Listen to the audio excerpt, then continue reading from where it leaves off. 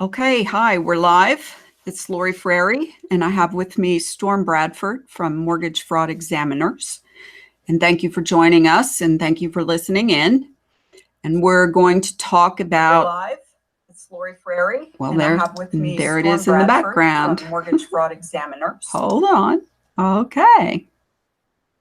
Turn that off. Sorry for that interruption. And we're back. Okay, so I met Storm a few months ago through a group phone call with a bunch of people who have been fighting foreclosure for years. And Mortgage Justice Group was the local group that I belong to. I'm sure there's groups like it all over the country. And I instantly saw that Storm had a product and a method that would more than likely work for me a whole lot better than all of the things that I had been trying before. And all of the lost time and lost money and wasted effort and frustration and so on. So I, after that phone call introduction, then I contacted Storm and we started talking, and I have since utilized his services. So hi, how are you, Storm, and how's the weather up there? Well, actually, it's quite nice today. It's a nice spring day. It's about 72 degrees, not a cloud in the sky, and it's great to be alive. Great day for a hangout. Yes. Okay, so what I'd like first of all for you to do, Storm, is to describe for the listeners what you do and what your program is, and maybe just a brief bit of history so that they understand what mortgagefraudexaminers.com does. Well, I've had a litigation support company for almost 40 years, and we started out doing criminal defense work. We had one of the first innocence projects in the United States, getting wrongly convicted people out of jail. And we did that for a number of years. And then the attorneys that were using us said, well, wait a minute, if you can get these guys out of jail once they're in, you must know how to keep them from going to jail in the first place. And we said, yeah, we do.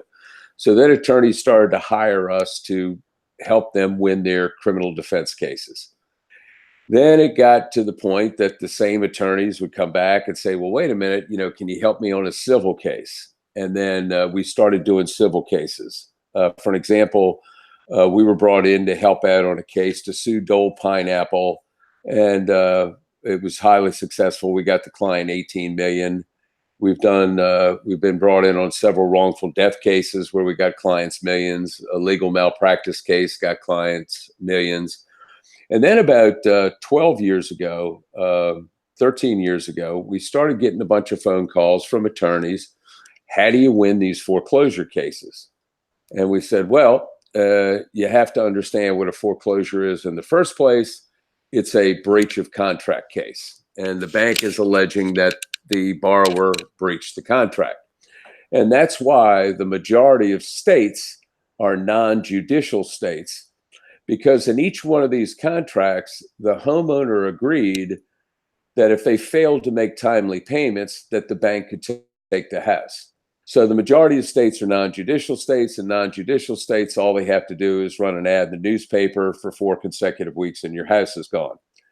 And the reason for that is the legislatures looked at it and said, look, there's no need to get a court involved. This is a confessed judgment. The homeowner said, go ahead and take the house. Just like a car, if we financed the car and didn't make timely payments, they come by with a tow truck, they tow our car away. Why? Because we told them they could within the contract.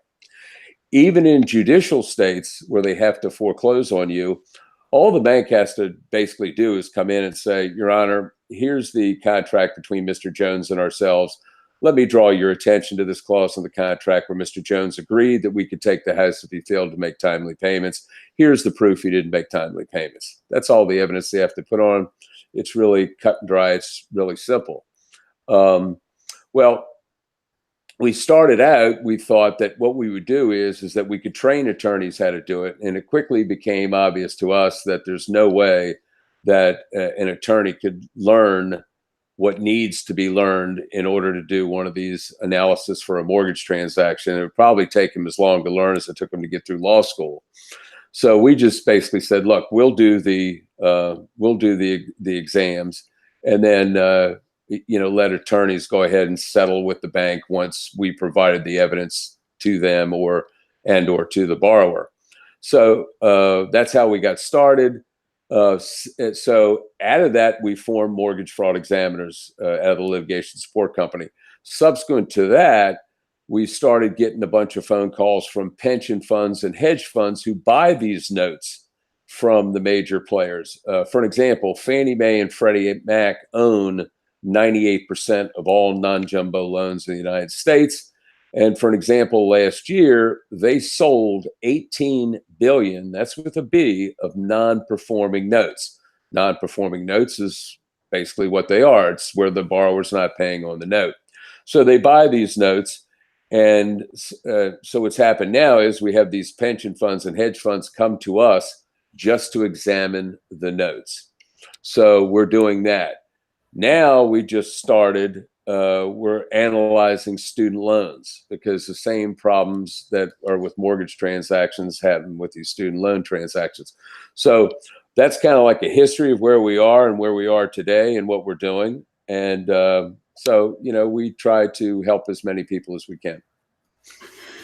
Okay, so after I discovered you, I asked, as many pertinent questions as I could because I was going to pay money to have my documents examined and my mortgage transaction examined. And I had already paid money for things like securitization audits and attorneys for foreclosure defense, and spent a lot of time with groups and online and reading books and documents, and wasn't ready to throw down any more money and then have it not be any more helpful than anything that I had accomplished so far.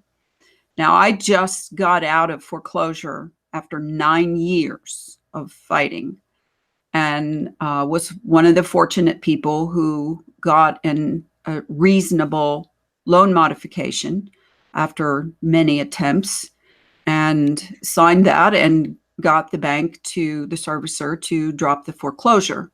So that's where I'm at now. But I'm also at the place where Storm has been helping me.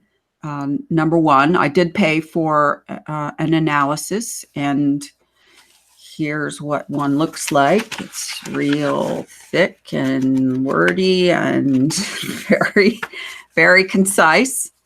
And several things, egregious things, were identified in this analysis. And so what I was told by Storm, and this is the process, once you find out what's wrong with your mortgage transaction, you identify and write a grievance letter outlining what's wrong, because in your mortgage, original mortgage contract, it says if you find something wrong with your mortgage transaction or any problems, you have to write us and give us the opportunity to cure it, to correct it. So because it's a contract, you follow the contract, and you write the grievance letter and you outline your grievances and you ask them to take corrective action. And so that's what I've done. The first grievance letter went out in about mid-February. We're in April now. I also contacted everybody who had their hands on that mortgage at any given time throughout the 9 years. And that means every servicer, the originating bank, and everybody who was associated with the documents in the origination of the loan. And that goes all the way back to the appraisal, the mortgage application. And then just to add a little fuel to the fire and a little grease to the wheel, I also sent this grievance letter to multiple agencies, from the CFPB, which is the Consumer Financial Protection Bureau, to my state attorney general, my state congressman, the FDIC and Fannie Mae, and every agency that controls the financial institutions or is a regulator. And I CC'd all of them on the original letter that I sent to the out as the grievance letter, to make sure they understood that I'm not just some whiny little consumer who wants to bitch at somebody. I mean business, and I want corrective action taken. And so, in the process of understanding, which is a big part of this, you as the person in foreclosure or with the legal problem, whatever it may be, really has to understand what the legal problem is, and in order to fight it properly. And a lot of foreclosure defense attorneys will tell you all kinds of scams and schemes to delay and delay. I can keep you in your home for X number of years and so on. And most people hear their friends and fellows drop off one at a time, losing their house. Another one lost their house. Another one left the group. Another one bites the dust. And so what happens is that, you are running in a defensive position.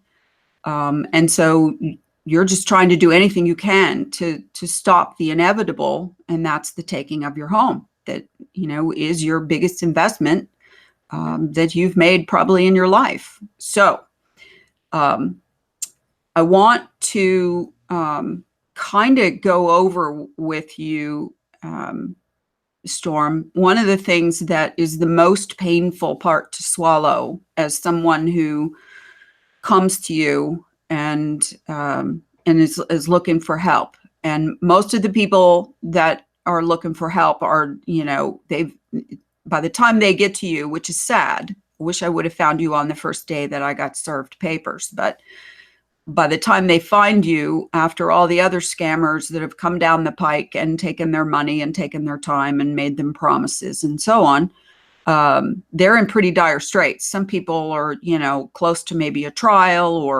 or there's no time to lose. So what is your first advice to anyone listening to this, to get them to kind of shock jock treatment, to get them to understand that this is a totally different thing than what they've been hearing from all the attorneys and all the scammers and all the book writers and bloggers, and even, the lawyer, most of them, the worst of them are the lawyers themselves. The foreclosure defense attorneys are always coming up with this. Oh, look here, here's another thing you can do. Let's go after MERS. Let's go after securitization. Let's go after standing or robo-signers or any of these other things that we've all heard all the years that we've been involved in this. What is your way of making someone understand not only why that's all failed and why none of those people have ever won anyone their home, but why it's actually detrimental to the stall game, and to try all of these crazy, options. What's the truth? Well, some people, you can't get them to understand what a foreclosure is. Again, a foreclosure is a breach of contract case. Plain and simple, that's what it is. When a homeowner can wrap their head around that, the light bulb goes off and they understand that that's the only thing that works. I talked to a lady earlier today, kind of like you. She's bought the securitization audit, forensic loan audit, the whole deal. And when I started to explain it to her, she started crying. And she said, oh my God. She says, this is so simple. She says, now that you've explained it, she goes, the light bulb didn't go off. It was like a nuclear explosion. She goes, the light was so bright that now I understand that what I've been doing is totally incorrect. Unfortunately, we're the only firm in the country that does what we do because we're the only firm in the country that knows how to analyze a mortgage transaction. For an example, we did an analysis for an attorney in Georgia. He's one of the testimonials on our website. And when he got it, he said, Storm, I've seen all this other crap out there. He says, I'm going to tell you flat out. He says, this is the most succinct, complete, perfectly written, perfectly understandable document I've ever seen. That includes court documents and everything else. You guys are terrific. I also want to tell you, if you gave me or any other lawyer in this country from now until the end of the millennium, there is no way any one of us could identify what you people identified in that transaction. We don't know how loans are underwritten. We don't know the inner workings of banks. USPAP guidelines, never heard the term before I read it in the appraisal section of your appraisal. He said, all lawyers really know how to do is stall because they don't know how to do what you guys do. And the reason why they're stalling is they inherently understand that the borrower breached the contract. They just don't know how to analyze a transaction to see if they can get him out of that contract or find fault with the contract and blame the other side. So all we can do is stall. I think you can attest to the fact that what we gave you in your analysis was not conjecture, was not wishful thinking, was not maybe this, maybe that. It was absolute, unequivocal evidence of wrongdoing, provable by court cases and provable by the documents that you have. There's an adage in law, the documents speak for themselves.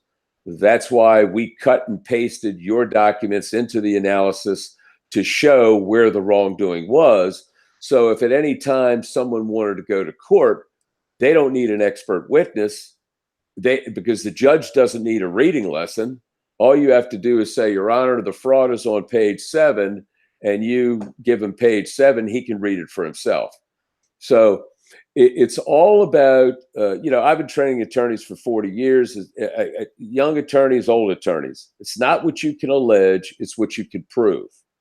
And if you don't have the proof, you're going to lose.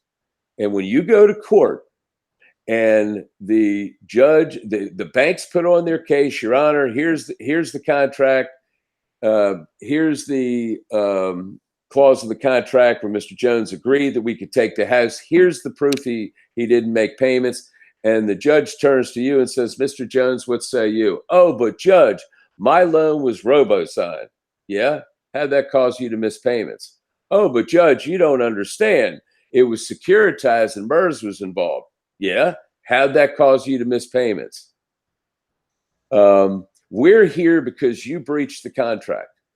Now, please tell me the other side breached first, or that there's an error that would allow me to void this contract, or that you were fraudulently induced into this contract by appraisal fraud, broker fraud, title company fraud, or that there's some sort of statutory regulatory mandate that wasn't followed, or the set-offs, recoupment, any of those things. If you don't have that, there's the door. And that's what happens to everybody. And the sad thing about it is, I tell everyone, stalling is a bad thing. The only time it's a good thing is when you have no money, no job, no place to go. Obviously, you want to keep a roof over your head. Other than that, stalling is a bad thing because there's 4 places in every contract where the borrower agreed that they would pay the bank's legal fees. Almost every case that we see that comes down now, they're asking for their legal fees. Sometimes, good majority of the time, they're over $100,000. We had an individual come to us that went to this guy, Neil Garfield. A lot of people have heard about Neil Garfield. He's never won a case in his life, never been involved in a case that anybody has ever won. Every one of them has been foreclosed on. He paid Neil Garfield $37,000, went to court, and the judge was appalled by the arguments that Garfield was making. He said they're utterly ridiculous. So after paying Garfield $37,000, got abused in court. He he had to pay over $127,000 in legal fees and sanctions to the bank. We see this all the time now. We had a client, not unlike you. He had hired this bunch in California, certified forensic loan auditors.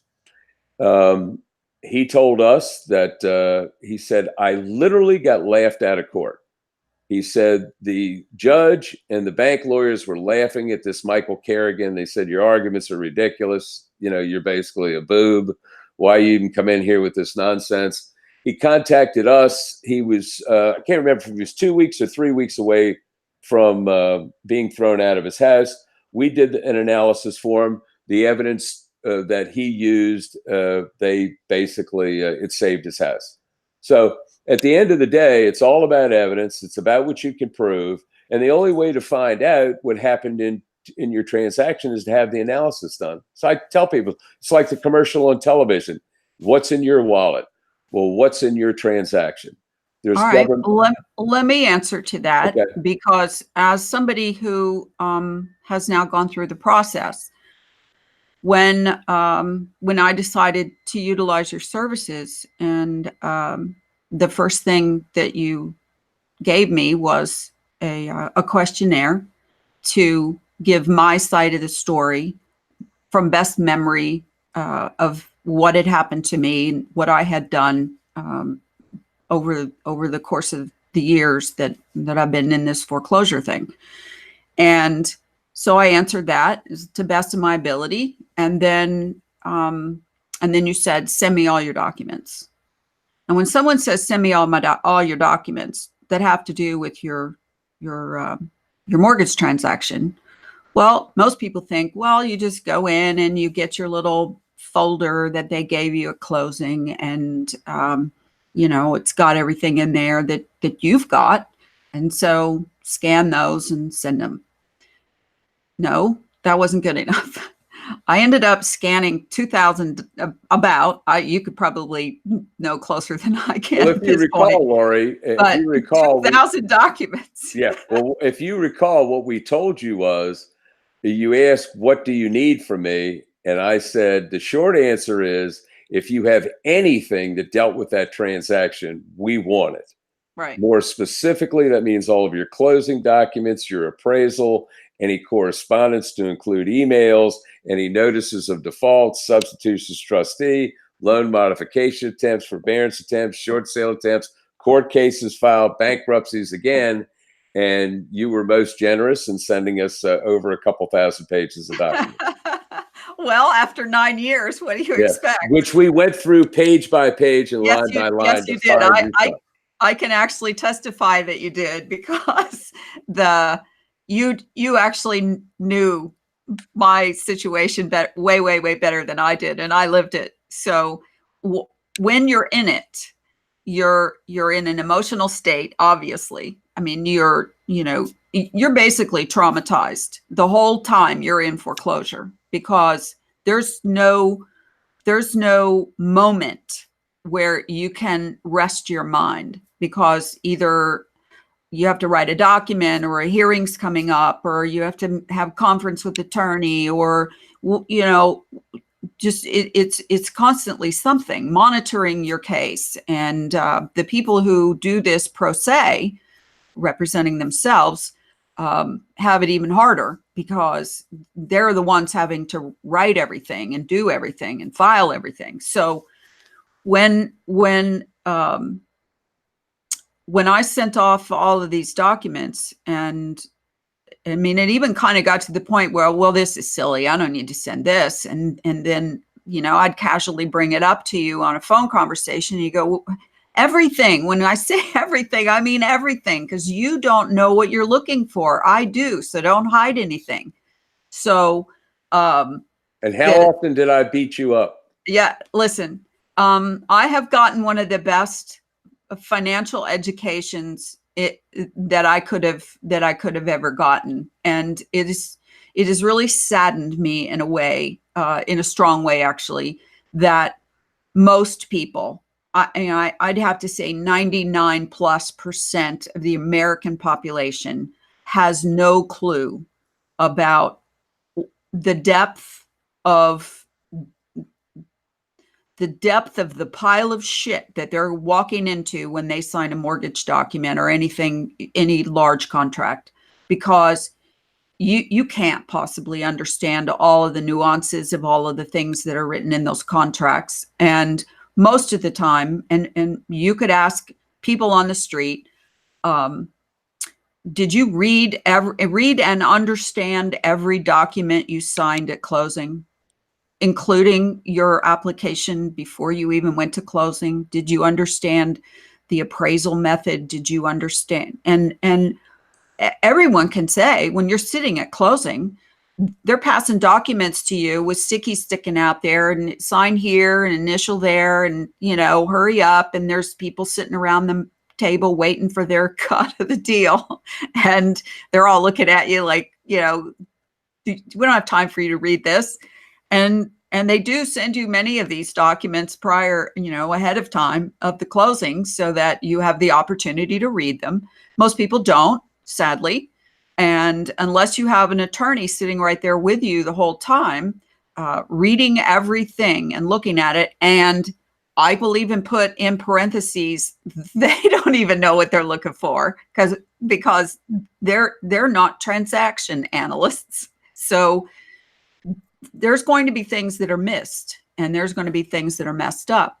And the minute you get done with the closing and they hand you your keys and, you just took possession,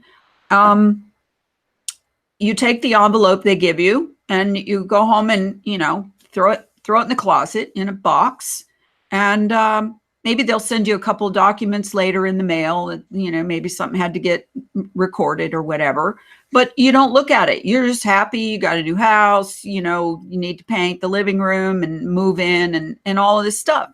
So as time goes by, the longer it goes by, the more you forget what it is you actually signed. So now the education, going back to the education that I got, is not only do I understand what I signed, but now I understand how I got screwed. And I also understand how to defend myself against what happened, which is part of the storm treatment you get. He's not going to write the grievance letter for you. You have to write that. He's going to give you an outline. You're going to be able to go through the analysis and pick out all the things that are wrong. And it's all, in plain English and easily understood. There's links to the regulations or the law that shows you what they're talking about. But if you're going to be able to defend it, you have to understand it. And so the first way to understand it is to write the grievance letter and to put it in your own words. And that's the only way that you understand it is, just can't just copy and paste a bunch of stuff. You can some, but at the end of the day, I'm in a position now where I have sent this grievance letter to all of these entities, banks, servicers, agencies, whatever, and they do respond. And there are those who it is their job. I had no idea how many regulatory agencies there were over financial institutions. It's incredible. And in my case, the bank that my originating bank was fined $320 million for doing exactly what they did to me. I didn't get any of that money, but there's no way they can say, well, that didn't happen or we didn't do that, because it's already proven that you already have done it and you've already got paid huge fines for it. So you did it to me too. Now, how are you going to compensate me for my harm? So now when you get a transaction, or when you start getting all these documents, you have a client and they've start sending you documents and as much information as you can. you are looking for specific things, but you're looking at everything. And why is it that this signing, the things that happened pre-signing of the documents, plus what any servicer did post-signing of the mortgage, why is this more important than, oh, I have known robo-signers on my transfers, or I have they don't have standing, or they don't have the wet ink contract, or whatever? Why is it more important for the default to be defended? Well, because again, it's a contract. What happened post-contract really has nothing to do with the contract at all, because you breached the contract. You told the bank, if I don't make payments, take the house. The bank's saying, okay, I'm going to do what you told me to do because you haven't been making payments. So you have to find something wrong with the contract. Also, too, nobody has ever won a case ever arguing robo-signing, produced the note, MERS, securitization, didn't get into the trust in time, all the other stall tactics that are out there, ever. But people who have attacked the contract, there's been dozens of multi-million-dollar awards, dozens and dozens of free title to property, and every conceivable settlement offer you could think of, about 100% of the time. We've never done an analysis ever that we didn't find something that was wrong with that contract. So it's all contractual in nature. One of the analogies that I use, and you had even come up with your own analogies on some of it, but one of the analogies that we use is, let's say you had a contract that somebody was going to buy 100 crates of oranges and pay $10,000 for those 100 crates of oranges. And that's what the contract says. I will supply 100 crates of oranges, and for that, you're going to pay me $10,000. So that's a pretty cut and dry contract. Now, the guy delivers the 100 cases of oranges, and the guy that receives them doesn't pay the $10,000. Looks like a pretty open and shut case, just like a foreclosure, pretty open and shut case. Didn't make payments, breached the contract. Guy didn't pay for the oranges, breached the contract. Now, the supplier of the oranges takes him to court, gets up, says, Your Honor, here's the contract between Mr. Jones and ourselves. If you can see right here, he was supposed to pay us $10,000. He never sent us a dime. Mr. Jones, okay, Mr. Jones, what say you? Well, Your Honor, that's true. The contract does say that if they supplied 100 cases of oranges. However, the 100 cases of oranges that he sent were rotten. Well, there's no way in the world that judge is going to make that guy pay the $10,000. Just like in these contracts. Yeah, you breached the contract, but if you were fraudulently induced into the contract, or there was other problems with that contract, that's what puts you in the driver's seat. Anything that happened past that has nothing to do with it. I think as one 3-judge panel of an appellate federal court put it, I don't care if your loan's been securitized, pasteurized, or homogenized. Whoever ends up with the note can foreclose even if it was burglarized. So all this nonsense that you hear that they have to own the note, there has to be a wet ink signature, there has to be this, total nonsense. They don't even need the note to foreclose. One of the analogies that I use is that, I borrow Lori $300,000 from you. I give you a promissory note. I give you a mortgage.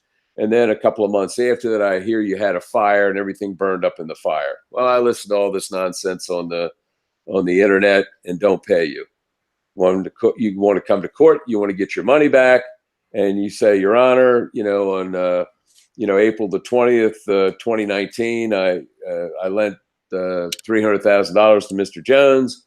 He gave me a promissory note and he gave me a mortgage, but I had a fire and it all burned up. And then he turns to, and what do you think is going to happen? I mean, the judge now would turn to Mr. Jones and say, Mr. Jones, in case you don't know what the penalty is here in Florida for perjury, it's a minimum of 5 years in the penitentiary. Now, I got a couple questions for you. Did you borrow $300,000 from this nice lady sitting over here? And before you answer that, Mr. Jones, she has a canceled check with your name on it. Well, yeah, Judge, I guess I did. Did you, on the same date to memorialize that $300,000 loan, execute a promissory note in her favor? Well, yeah, Judge, guess I did.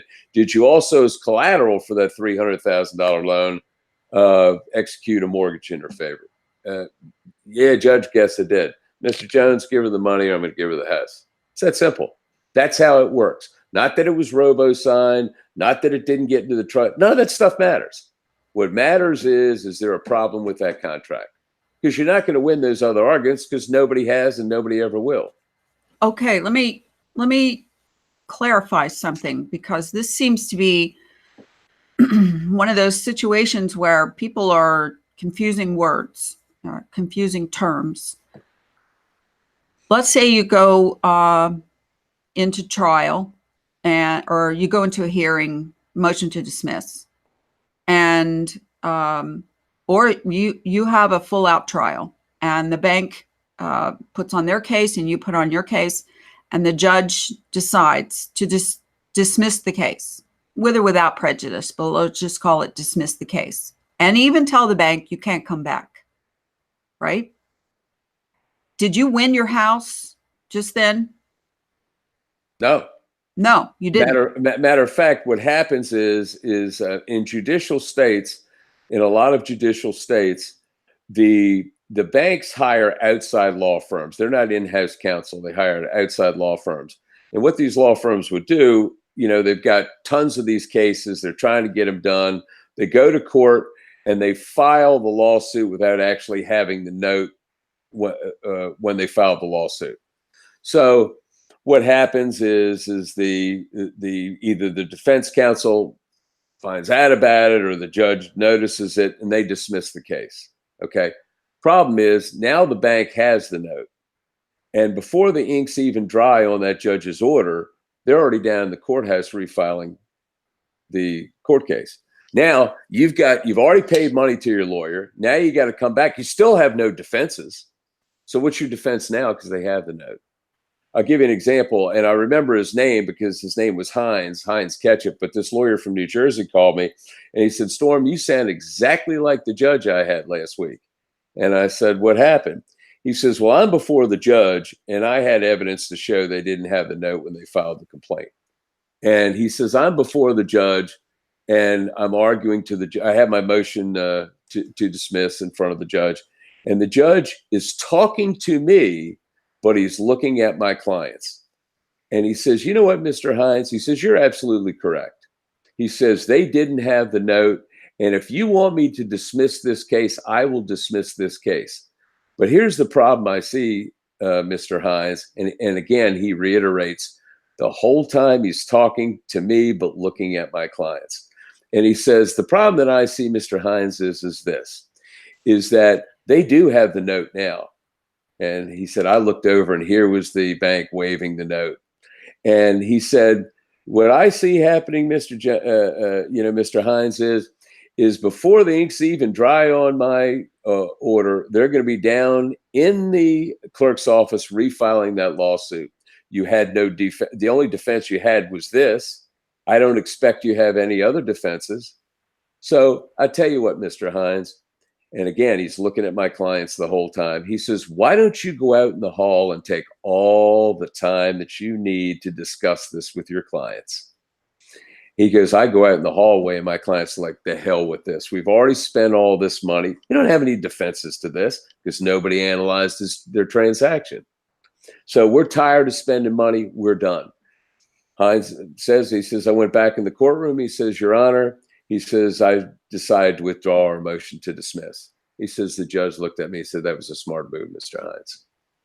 So this is the same reason why securitization audits haven't worked, is because all of those, oh, it didn't make it into the trust in time, or the problem is, I heard the problem, Lori, is all these securitization audits are factually and legally incorrect. Because as you recall, part of what we ask our clients to send is those audits, so we can show you where they're factually and legally incorrect. They'll say things like, well, if the note is split from the mortgage, that they can't legally foreclose on you. Not true. Every court in the country that's heard that argument said it's utter nonsense. Matter of fact, most of these, which I found incredible, it's a lot of nonsense for like 30 pages and about MERS and other kind of crap. And there'll be like one little paragraph that says, and a lot of times they'll say, we don't even know who owns the note. Well, I just got done telling you that Fannie Mae and Freddie Mac own 98% of all non-jumbo loans in the United States. They could have gone to either one of their websites and saw if their loan was there or not. So, but I'd say probably 75% of the time, they can't even identify who owns it, which is a joke in and of itself. All the information is freely available on the internet. It takes them probably 10 minutes to do one of these securitization audits. It takes about 5 minutes to do a forensic loan audit. These chain of title, audits, they're all nonsense. This guy, Dave Krieger, is a convicted felon. A lot of people that get involved in this stuff are convicted felons that were scamming people some other genre and now have come in to do this. So it's just incredible that, people can go in and continue to make arguments over and over again that the courts have said are utter nonsense. Okay, so once you get yourself out of the, I hate the banksters are screwing everybody, yada, yada, yada arguments, which is a mindset that you allow yourself to get into, for various reasons. Okay. I mean, whether it's all the way back to the Federal Reserve's unfair and unconstitutional fake and making money, out of thin air, and all the other things, has absolutely zero to do with your particular situation, anybody's particular situation. Okay. It's a contract. All right. So, one of the other things that has happened, I'm going to go back to something you said earlier, because I have a question that someone in my group would like you to address, if you can. And that is stalling. And you expressed, you could get hung with legal fees. The deficiency that is accumulated on your mortgage by not being paid for years and years and years is going to follow you forever, and you can't write it off, and so on. Now, in certain circumstances, to settle, some people have gotten the banks to waive the deficiency, which is something you can ask them to do. Like a short sale. Yeah. They don't have to do it. No. I mean, that's their choice. But let's say you get stuck with one of these deficiencies, hundreds of thousands of dollars. And now you have no collateral because they've taken your home. And this is deficiency on top of what was the house was sold for to satisfy the loan. So is there any fight, any method to help someone overcome this deficiency issue? Yeah, have an analysis done. Because the same things apply. Is that what you're saying? Absolutely. Okay, so let's say, for example, a person has a deficiency of hundreds of thousands of dollars and their home is lost already. And they have an analysis done. And it shows that maybe something was wrong with the appraisal, which, what is it, 76% of home mortgages have appraisal problems? Yeah, the FDIC sent their bank examiners out, and they found that 83% of the mortgages had problems and 76% of the appraisals had problems. Now, we've done 10 times what they did, and our stats are a touch higher. 90% of the mortgages are bad. 80% of the appraisals are bad. But that's what you're looking at. That's what you're looking for, these problem areas, and we know where they are. And some banks were worse than others. Not so much, and again, not so much fraudulent activity, because the bank couldn't defraud you by giving you what you asked for. But they could have been negligent writing the contract, didn't follow the statutory mandates, could be errors in the contract. They may have breached the contract.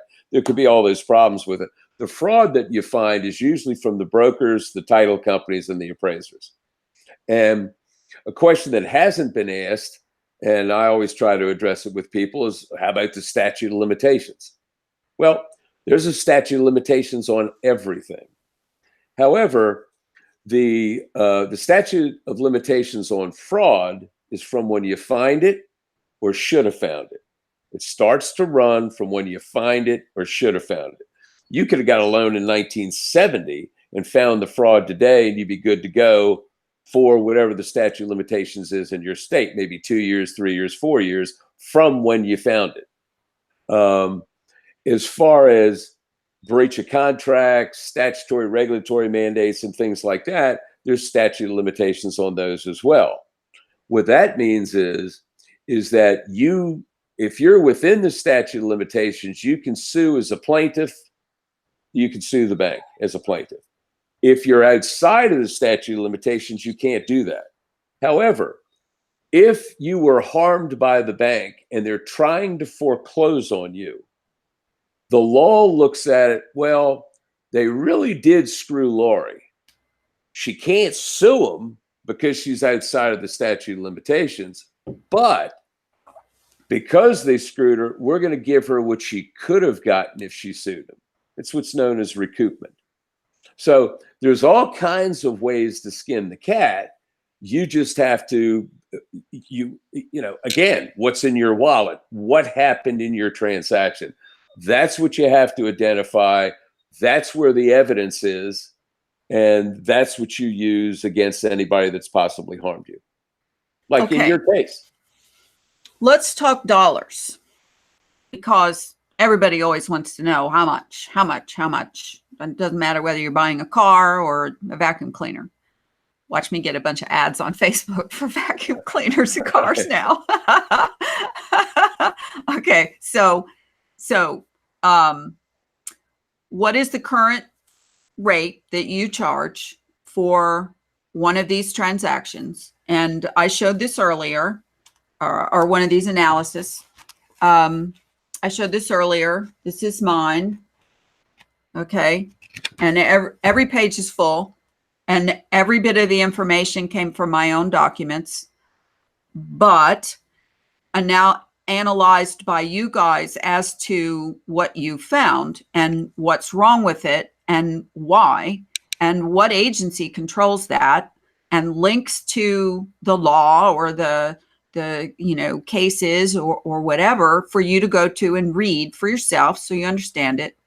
So what's the going rate to have this done? And no matter, I'm just going to say this before you talk money. I watched the whole thing, and I know what's involved from your end. And I'm one of the smart people who understands that expertise costs more money. I mean, obviously, you can get your neighbor to come over and fix your pipe for $20. But if you really want it done right, or by a licensed plumber because you have to, you're going to pay, $300 or something. So expertise costs money.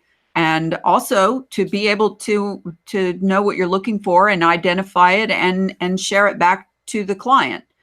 So it's worth every penny from my perspective. And I'm comparing apples to oranges here by saying, I know what I've paid for audits and other things that were useless and I wasn't able to use. And it just made me angry because, you bring a securitization audit to a courtroom. Do you know what they're going to say?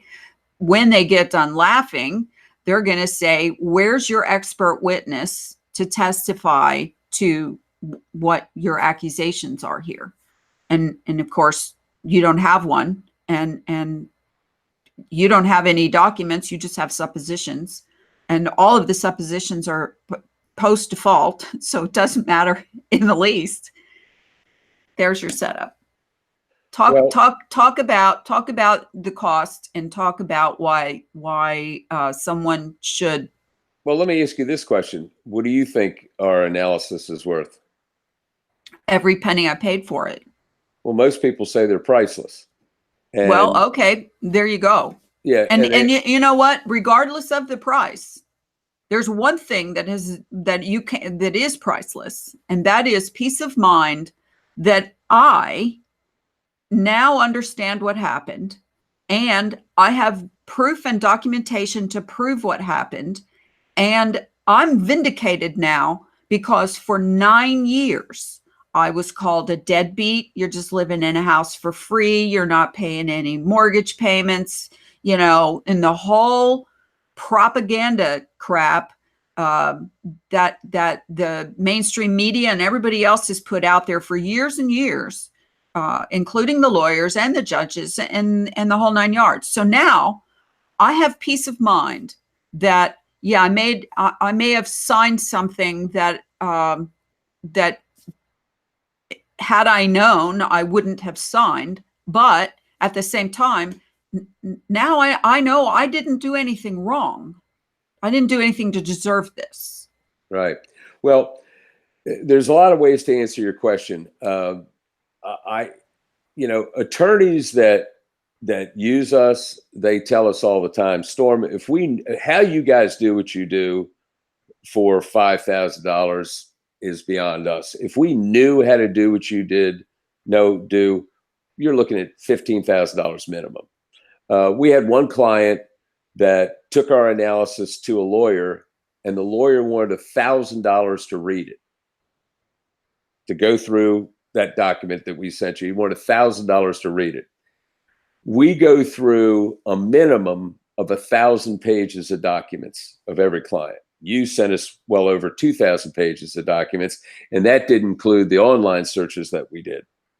If anybody knows anything about the court system, if you want to get something typed up, let's say you went to a hearing and or a trial, and the trial lasted for a few days, and there was 1,000, they had to type up 1,000 pages.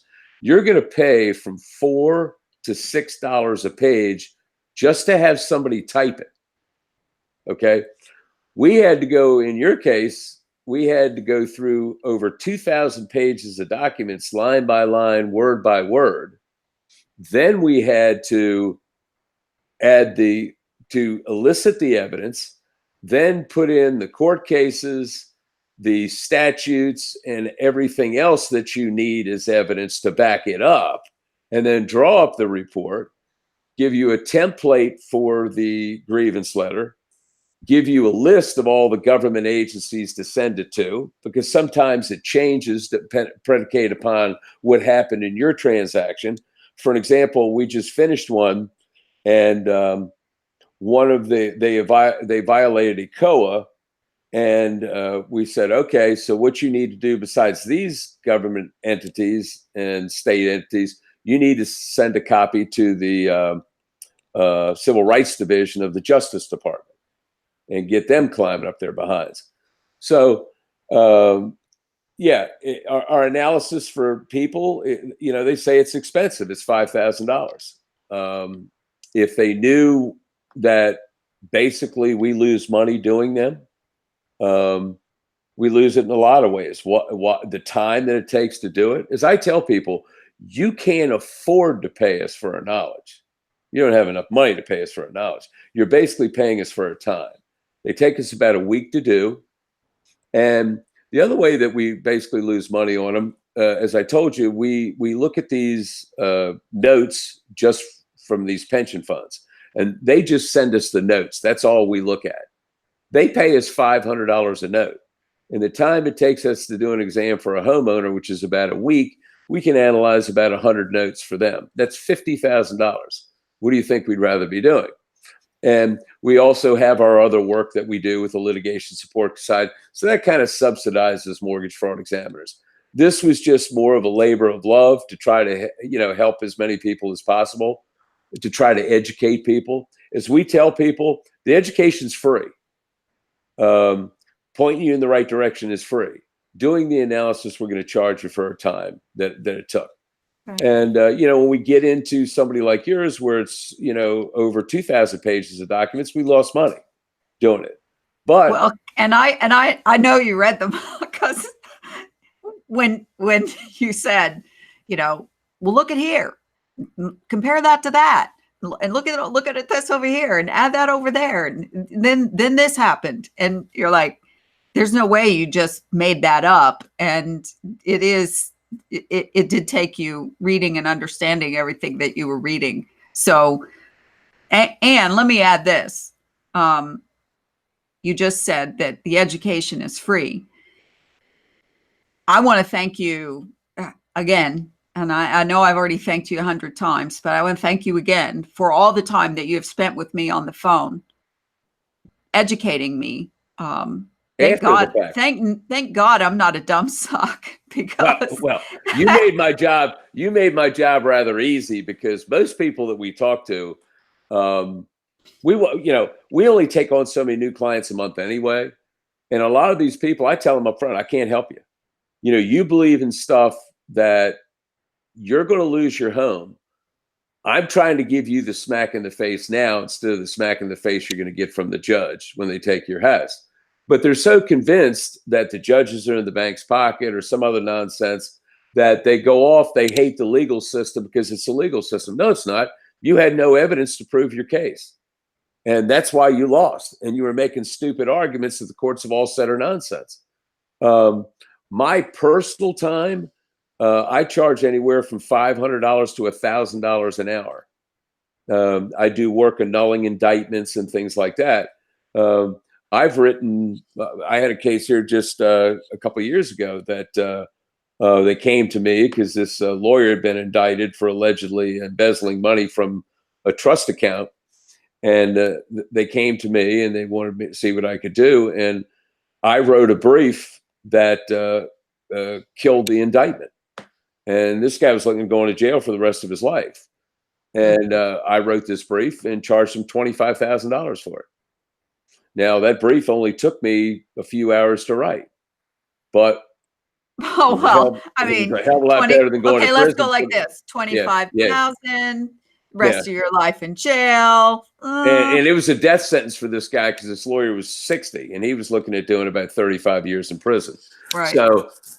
So anyway, the toughest part is getting to people to understand that it's a breach of contract case, to look in the mirror and say, okay, I breached the contract, but there's still a way for me to get ahead in this game. You realized that early on. You understood immediately when I told you it was a breach of contract case. You stood it right off the bat. This lady today that started crying, she understood it right off the bat. Some people never understand it. Well, you have to be deprogrammed from all of the years. People have been indoctrinated, being in groups, reading the same online articles, the same bloggers, that are popular and whatever, and the promises that are made, and oh, look at this case. Oh, how exciting, this ruling or whatever. And so you're looking for the silver bullet because all you want, you just want it to be over. And the cases that they show you, Laurie, are not wins. No, they're not. They're just dismissals. They're going to come back. Some other entity is going to come back. Maybe not them, but they're going to sell it. In my case, my loan was sold from 2009. I lost track of how many times my loan was sold in default. It was sold already in default, non-performing. And at the end of the day, Goldman Sachs owns my loan now, a division of. Right. And they bought bundles of crappy loans from Fannie Mae, and their opportunity or their opportunity to make money off of it was to get it out of foreclosure. So they offered me a modification. Okay. Their opportunity now is they have a performing loan again. Now it's going to be sold probably in no time flat, and I'm going to be dealing with somebody else again. But in essence, the difference between what we've been told as people, fighting foreclosure all these years is it's unfair what the banks are doing, selling and trading, and, they're all making money off of it and everything else. And at the end of the day, is it really any of my business what happens with that note and mortgage, as long as they don't try to take my house and I keep making my payments? Okay. That's what mortgage lending is. That's what it's all about. And here's the thing. It's a very nice business for people who have money that want to invest. These pension funds, they can buy these notes, non-performing notes, for 30 cents on the dollar. So you have a $100,000 note, they pay $30,000 for it. Now they come to you and say, okay, Laurie, we'll do a loan mod for you for the next 5 years. All right. And you pay us $1,000 a month. So for the next 5 years, you pay $1,000 a month.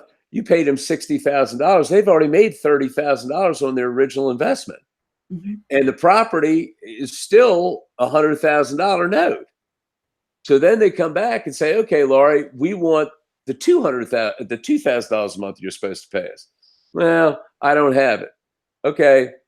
Can you give me another loan mod? Yeah, we'll do another one for 5 years. So now they paid another. So now they've got $90,000. They're out 30. They've made $120,000 on $30,000 investment. Then that time period is up, and they're not going to do. They decide not to give you another loan mod. They foreclose on you, and they get the $100,000. So look at all the money they made.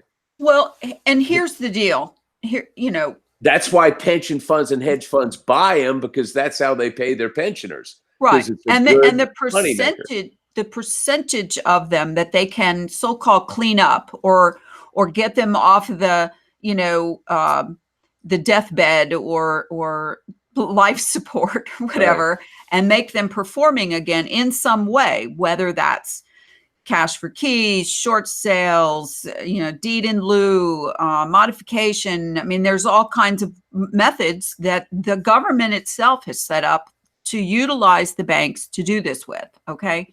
So yeah, it's hard for somebody who is just getting by paycheck to paycheck or year by year to be able to swallow, these guys are making money off of my destitution or my, hard luck or my problems. Well, if you had that money, you'd be looking for ways to make money off of it too. That's just the way capitalism in America works. And they're not making money off of your destitution. They're making money off the contract that you signed, right? Because you said in the contract, you can sell it, assign it, transfer it, throw it in the toilet, set it on fire. You said you can do all that. It's like MERS. I've seen judges where people come into court and they say, well, Your Honor, MERS can't do this. And the judge says, excuse me? I'm looking at your contract right here where you said MERS steps into the shoes of the lender. They could sell it, assign it, transfer it, do all those types of things. And now you're going to come in my courtroom and tell me that MERS can't do that, and you agreed to it? Get out of here. Get out of my face. And see, this is another part of the deprogramming that I'm talking about. Okay. I read all of that. I've read all the books. In 9 years, you read a lot of stuff. You investigate everything. You're looking for anything that will get you out of this problem. And so it's just like with anything else. There's gurus everywhere. And the gurus all make up these shiny stories. Come over here and do what we suggest. Okay, I'll try that. Oh, now that didn't work. And then you're you walk away and you hear the loser game show music in your head. And then the next thing you know, there's another guru. Well, take our workshop and pay for our, blah, blah, and buy our book. And every single one of them is playing on your emotional and depressed state of mind. Okay. I don't know anybody that's happy being in foreclosure. No. Nobody. And so, here you are. Well, I'll try this and I'll try that, because after all, unless you're completely retired and have no income coming in, you're not making a house payment. Hopefully you're doing something with the money that you would have been paying into making a mortgage payment. Shouldn't you use it to try to get yourself out of this mess, or just give it up and stop bleeding and move on? I mean, there were several times when I just said, you know what, that's it. I just can't take one more phone call, one more thug knocking on my door, blah, blah. But once you deprogram that post-default bullshit defense mindset, okay, and understand that you're going to be asked at trial on the witness stand, did you stop making these payments? Did you make a payment on this month or that month or that month or any subsequent month after that? And your answer has to be no, because you can't prove you did. And so here's the thing that happened to me, that happened to a whole lot of other people. And this is where I feel like, wow, now I know I'm vindicated. Okay. I asked for a loan modification. I was told to miss 2 payments in order to apply for the HAMP modification program. That went against everything I'd ever heard. I've had a lot of mortgages in my life. I'm much older than I look. And so, like, wait, what do you mean? Missed 2 payments? Red flags went up everywhere. Well, that's how the process works. And the bank is telling you that. And then you talk to some friends or some other people that you find out are in foreclosure, and they say, yeah, they missed 2 payments and apply for the HAMP modification. And months go by and you don't have any answer from the bank. And now you're getting farther behind. And before you know it, you get foreclosed on. And you're like, wait a minute, that's not fair. I didn't know this was how you were going to play the game, or I wouldn't have applied for this stupid thing. And so there's things like that directly caused my default. Okay. To somebody to tell you to stop making payments, and you do it, and you think, well, everything's going along. Nobody's telling me, things are looking bad. You're probably not going to get a modification. So you wait and you wait and you wait. But let's just say that that didn't happen to you. Let's just say that you lost your job, or something happened and you don't have the money to make the monthly mortgage payment, and you can't borrow it from anybody, and you're screwed. There were lots of programs set up post 2008, 7, 8 crash time, the HOPE and the HAMP and the HARP and the TARP and all of that, programs for people who were having hardships to apply for these things. And that was supposed to protect you, at least while you were trying to do it, from getting foreclosed on, from getting a foreclosure filed on you. And millions of people have been in foreclosure for years because, or walked away and did the short sales and the whatever a long time ago, because of those stories and lies and misinformation and disinformation. Now, let's say you've gone through this whole thing and someone tells you that, okay, the bank is only concerned about the court is only concerned about your contract, and the default of the contract is what caused the foreclosure to be filed against you. So now, what is your only remedy left to fight back, either from a defensive position inside that case, or figure out how to get that case dropped and be the plaintiff the next time, which many people are now talking about? How does what you do help somebody in that position, looking at it from that position? Well, there's a couple things that people need to understand. Is every court case is a question before the court. Did Laurie run the red light? Did Laurie rob the bank? Did Laurie drive drunk? That's the question before the court. In a case of foreclosure, did Laurie breach the contract? That's why we're here.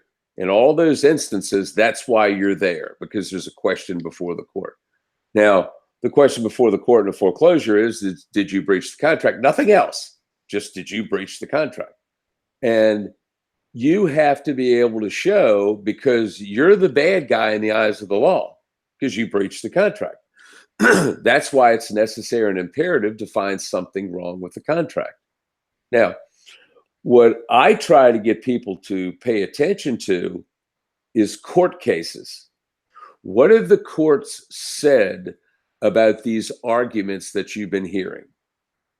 And I have some people that, their first answer is, oh, these courts are corrupt. And I'm like, stop. Use some common sense for a second. You say they're corrupt, but you're going to go into a court that's already said that your argument is nonsense, and you think that they're going to change their mind because you came in and said something. If they're corrupt, they're corrupt. So you're going to lose on that argument going in because they've already said it's nonsense. I've seen judges throw a homeowner out on their ear, and then the next guy come in and award a free title to the guy's house, or a bunch of money. So it's, if you have to have the evidence to win your court case, you have to overcome the fact that you breached. Now, you brought up a good point. You said, for 9 years, I read this, I saw this, I did this, I did this, I did this. You now have practical experience. Based on your experience with having your transaction analyzed and what you read for 9 years, what is your comment about all of the stuff you read for 9 years? Well, now I completely understand, having been through it and tried a lot of it myself. I mean, I'm just getting slapped on the wrist right now, sending letters around to people, and my bank is sending stuff back to these agencies saying Lori Frary tried to rescind her mortgage in whatever year and blah, blah, and trying to make me look like a crazy person. And I look like a crazy person unless I defend myself against doing something crazy. And the something crazy was thinking that I could rescind, what is it called? A purchase money contract? Yeah, you can't do it. Okay. And yeah, maybe a second mortgage or some other kind of contract, but not a first mortgage. But I was told, oh yeah, no problem. Just write this letter, send it, to everybody. And then they have to reply. And if they don't do it in 20 days, I mean, there was this whole rigmarole. And so now I'm having to do mea culpas by saying, I got bad advice. I was misinformed. Act like that never happened. I'm sorry. I apologize. Okay. And it weakens my position of trying to look like I know what I'm talking about now as compared to that screw up. Okay. So now that I understand what it is I'm fighting, Lori, did you run the red light? Lori, did you steal the oranges? Lori, did you default on your mortgage? Okay. And that's the only question before the court. Well, yes, technically I defaulted on my mortgage, but defaulting on my mortgage means I did not make the payments on time, and now I have to show the bank told me to do that. And then the bank added insult to injury. And then, hey, wait a minute. I have my mortgage transaction analyzed and look at all these other things they did. Okay.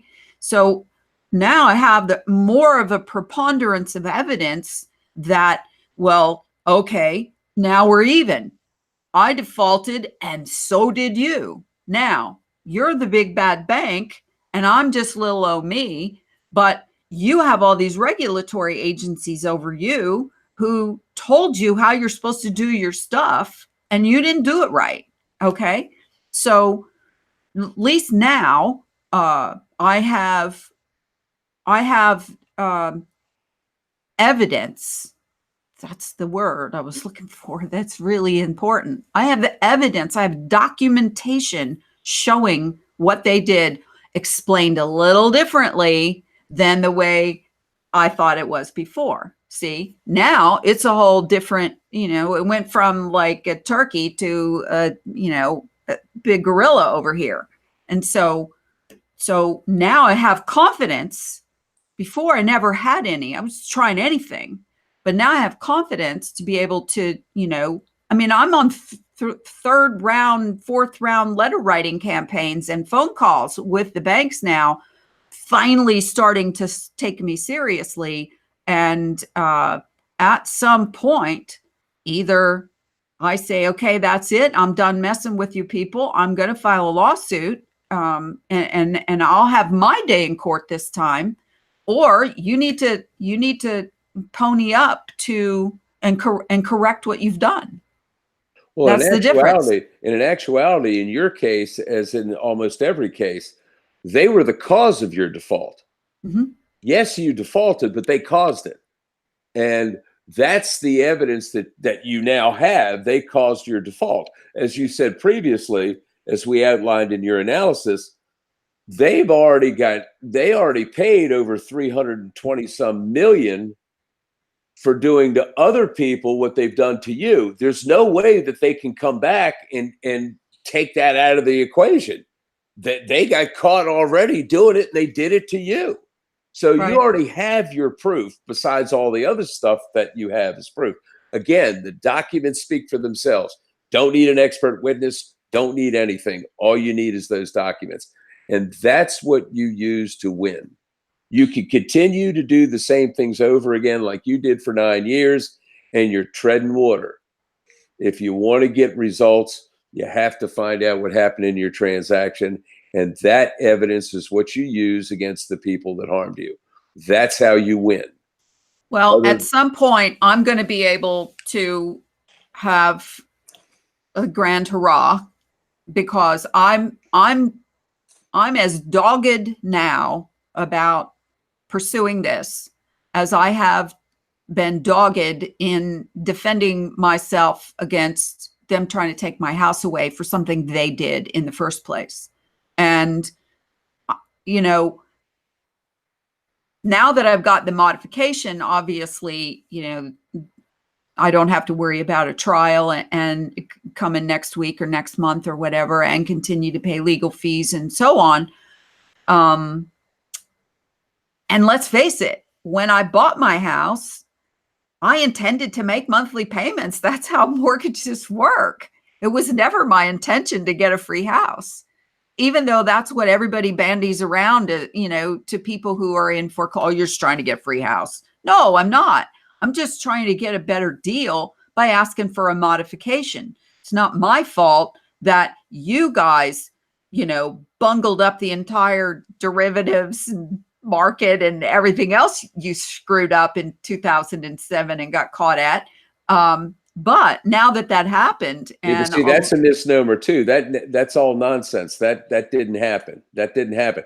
Nothing that they did with derivatives or anything has anything to do with a homeowner and their breach of their contract. No, I'm not saying that that is directly tied. What I'm saying is there was an economic depression, recession, whatever, that happened directly after that.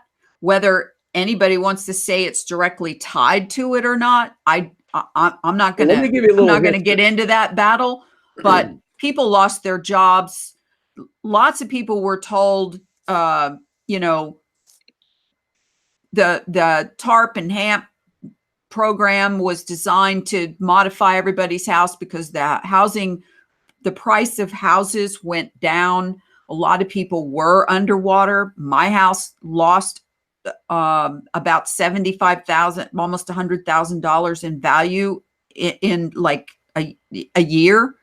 And that was one of the reasons that I went to ask for the modification, because there were programs in place. Well, hey, if there's a program, I'm going to try to take advantage of it to either lower the principal balance of your house or to lower your interest rate. I was at a 7% fixed interest rate. They were offering 3.5%. Why wouldn't I go try that? Makes sense. Yeah. Well, the problem is that what happened was it was Clinton who basically, he said everybody should be able to own a house. And so what he did is he said, look, we're going to change all these laws, because the laws used to be 30-year fixed. That was it. We're going to change all these laws. And so you guys can basically, and then they started coming up with all these exotic things where, you can get a 1% loan and then yeah, very creative. Yeah. And then people were looking at it saying, well, wait a minute, I can buy this $1 million house at 1% loan. Well, excuse me, in 4 years, it's going to be a 7% loan. You're not going to be able to afford it. But the market keeps going up. So what I'm going to do is by then, I'm going to sell that, and then I can do this and do that. So it was all people that were getting into business deals that they shouldn't be getting into.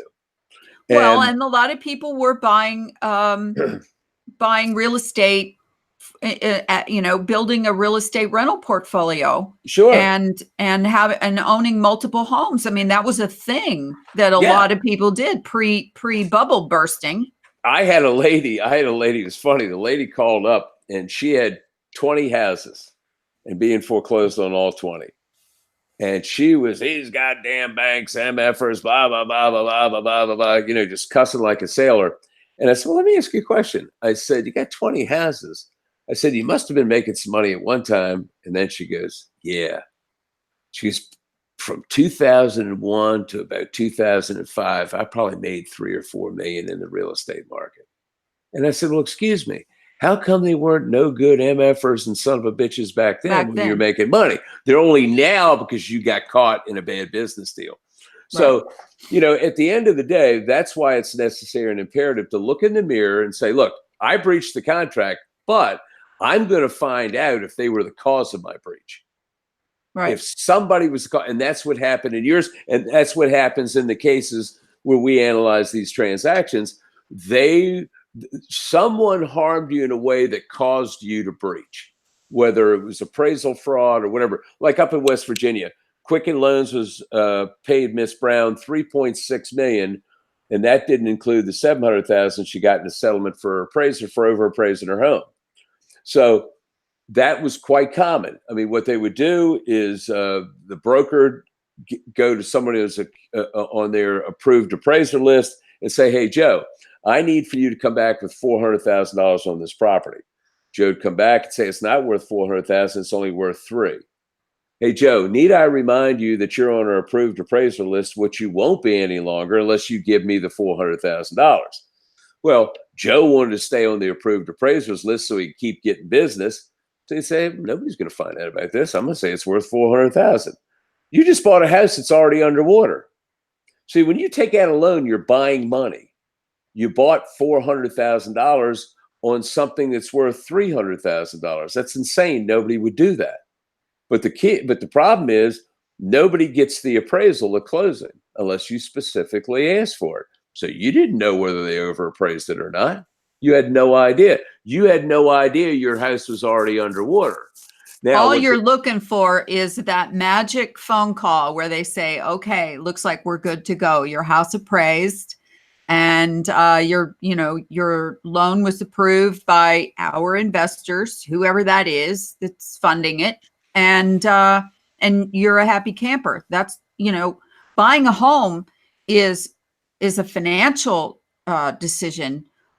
But I mean, how many people aren't emotional about it? Oh, I love this house. Oh, I gotta have this house. I've been wanting this kind of house all my life, or time to move up, or we're getting ready to have another kid. We need 4 bedrooms instead of 3. And think about it for a second, Laurie. Think about it if they had said to you, okay, Laurie, you want this house? Oh, that's fine. Cut us a check for $300,000. You couldn't take out a loan.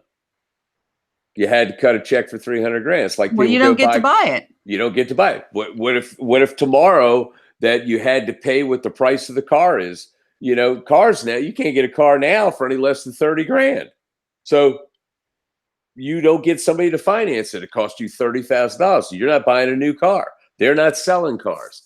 Well, So that's why most people are doing, you know, over time, everything changes about the system. People what's my payment going to be? That's what they people want. are leasing more cars now because they can, you know, they don't have much of a down payment. Maybe they got a couple of grand they can throw down to drive it off the lot. And, you know, we're going to promise to take really good care of it and keep it low miles and do all that stuff so that we can turn it in when we're done. And basically we just rented this car for 3 years. And what's everybody concerned with is, what's this house going to cost me a month? What can I get for, I can have this nice house here and it's only going to be $1,500 a month. I'm in. Right. Well, the bank, they loan money. You got to borrow money. You got to pay interest on the money. That's just how business is. Well, and it's not just that, you know, look at it this way. When you buy a piece of property, that's like, you know, it's time stamped. This day, this is what it was worth. This is what the payments were, you know, whether you got a fixed or an arm or whatever it is.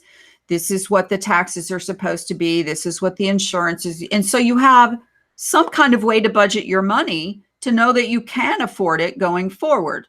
And you better damn well be ready that 3 years from now, the insurance is going to be more. The taxes are probably going to be more. And so that, you know, $2,000 a month house payment that you agreed to in 3 years could likely be $2,500 or $2,700. And if your income didn't grow equivalent to that, and remember, the groceries are going up and the clothes are going, everything. Yep. And so that's why they use those algorithms to prepare people for, you know, to make sure that someone's income level will be able to afford a certain pre-approved amount of money, because there's a national standard.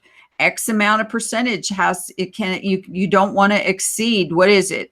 36% of your annual or your monthly income for your housing. And so that was part of the problem back then, was if you could fog a mirror, you could get a loan. Exactly. Okay. And, you know, consumers got sucked in, just like they get sucked into everything, because they had these loans, Lori. They don't think, and they don't think ahead, and they, you know, they just don't understand what they're doing. They had these loans called pick a payment loans. Pick a payment loan. And it literally meant pick a payment.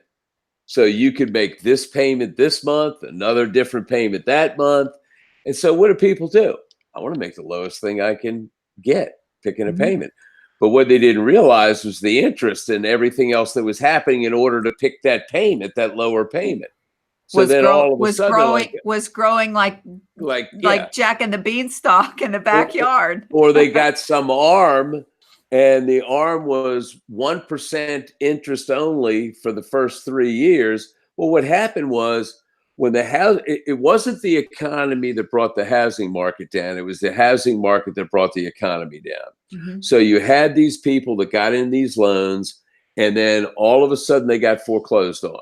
That brought all the houses down in that neighborhood. Then somebody else got foreclosed on, brought the houses down in the neighborhood. So now everybody's house is underwater.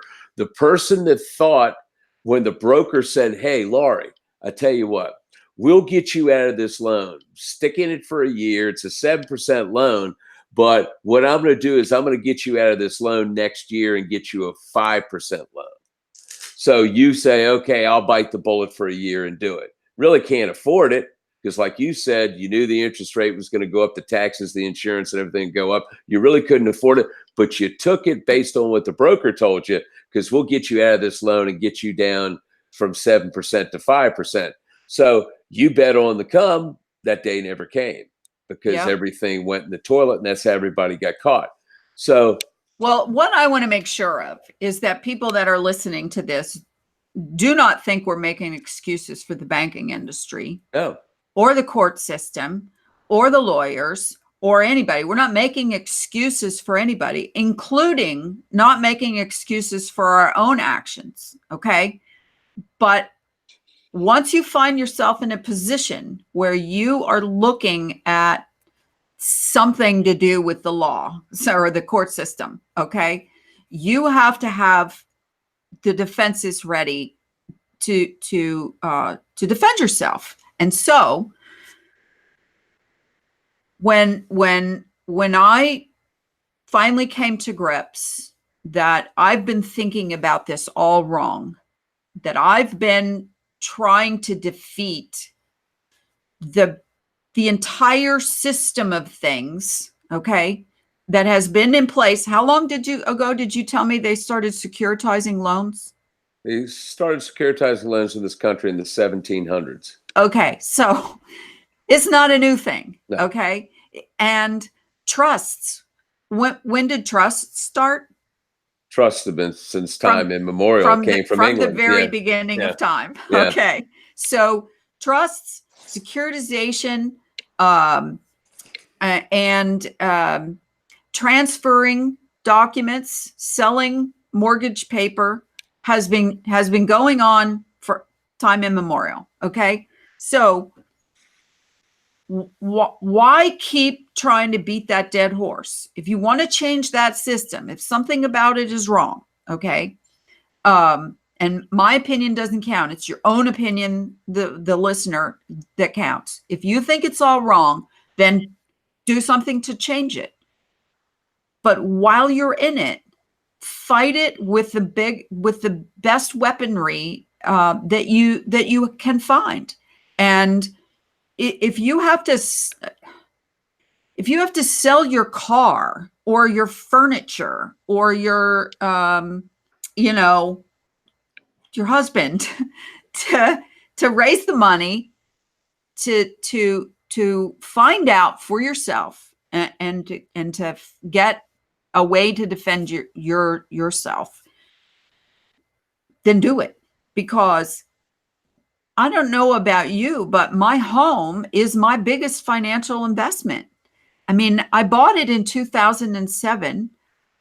And I immediately turned around and put $65,000 into it to fix it up. New kitchen, new bathrooms, real money, my own money, and purposefully made a low down payment so that I, could afford to keep the house, pay the payments, make these, improvements, and have a nice home when I'm done. And then turn around and fight for 9 years to keep it. So it's my biggest investment. And if you can put yourself in that position, instead of listening to gurus out there telling you, oh, we're making great strides in this securitization audit department, or we're look at this one case that got dismissed with prejudice because somebody screwed up some paperwork or didn't record something, or whatever the case may be. Believe me, those are one-offs. They're absolutely one-offs. But getting a case dismissed does not mean you won your house. I've been foreclosed on twice. The first one brought the case, worked on me for 4 years, dismissed the case, and then 6 months later, a new entity brings it back. So once you're in default, the magic word, once you're in default, that's the only defense that you have, is see if you can find where they defaulted.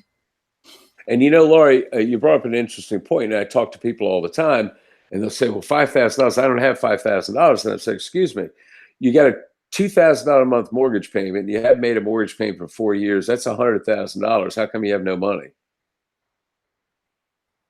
And the real answer is that they still have all of this crap in their head, and they're believing the crap. When I go give talks on my radio show and I talk to people about it, I tell people, I say, look, the first thing you're going to get from me is a cranial enema. because I got to get all the crap out of your head Right. before you're going to understand what really works. And the key is again, read the court cases. Go to our website. There's a library there. Read the court cases and what the courts have said about these arguments out there. You're not going to win. You may stall, but you're not going to win. And again, as we discussed, stalling's not a good thing. So the key is, if you're not going to, if you do a deed in lieu of foreclosure, do a short sale, you're out of your house.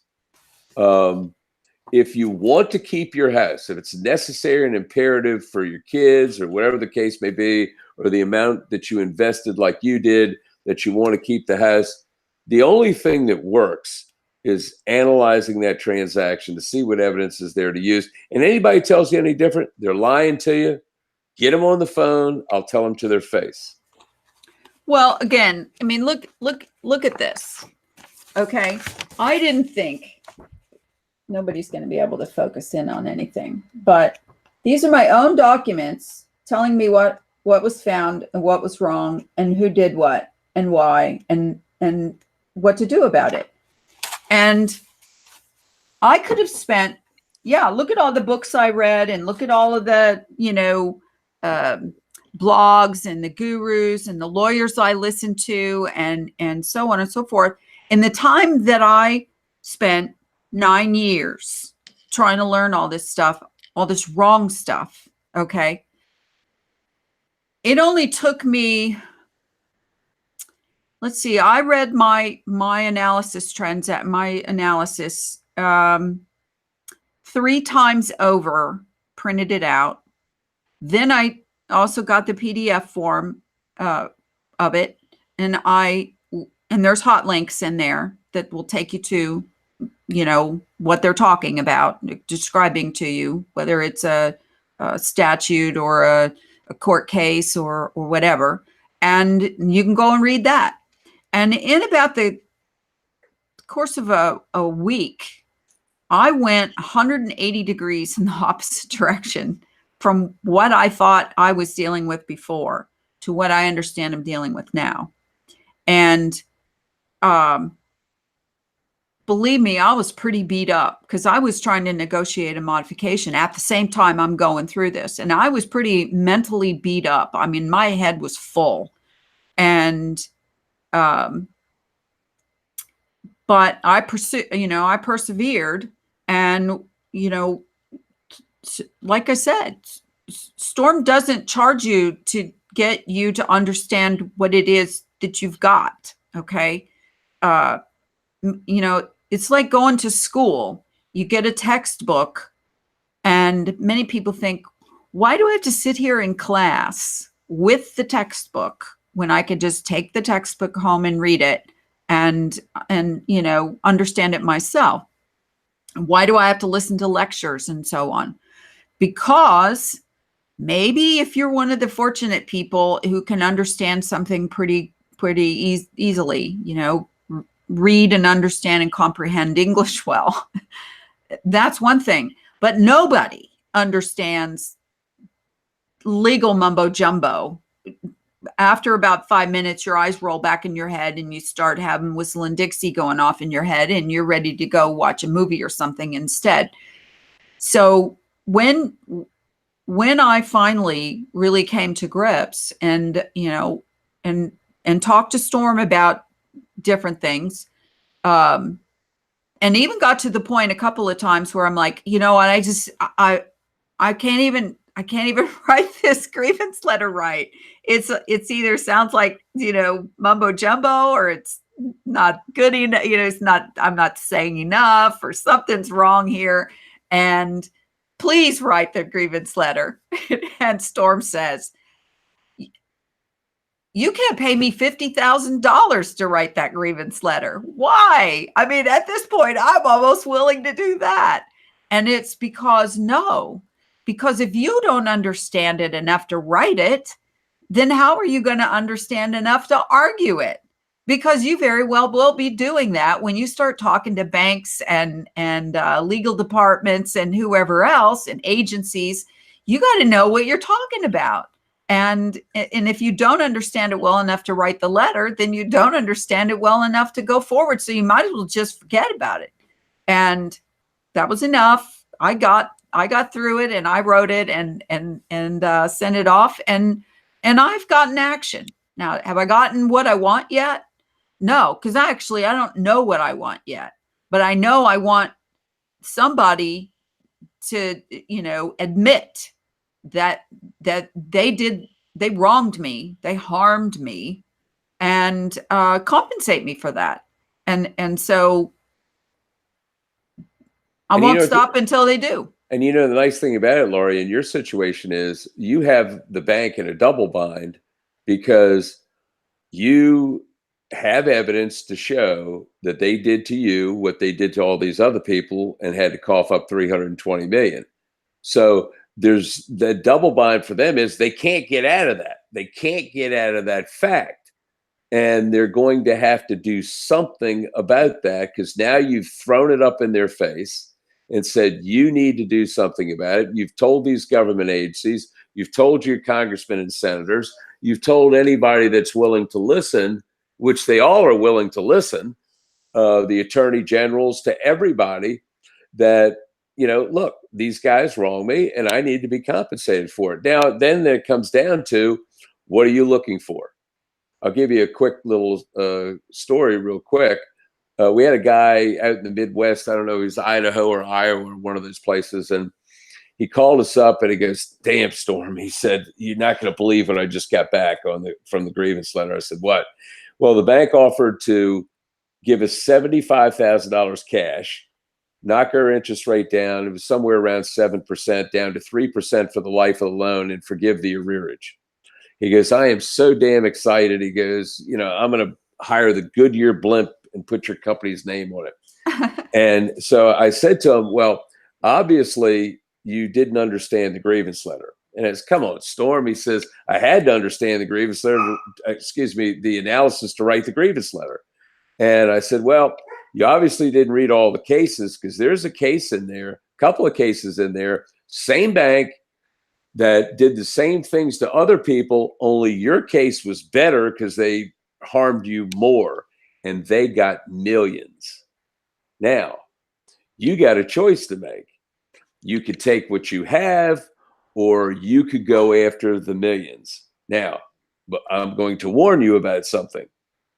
You got something now.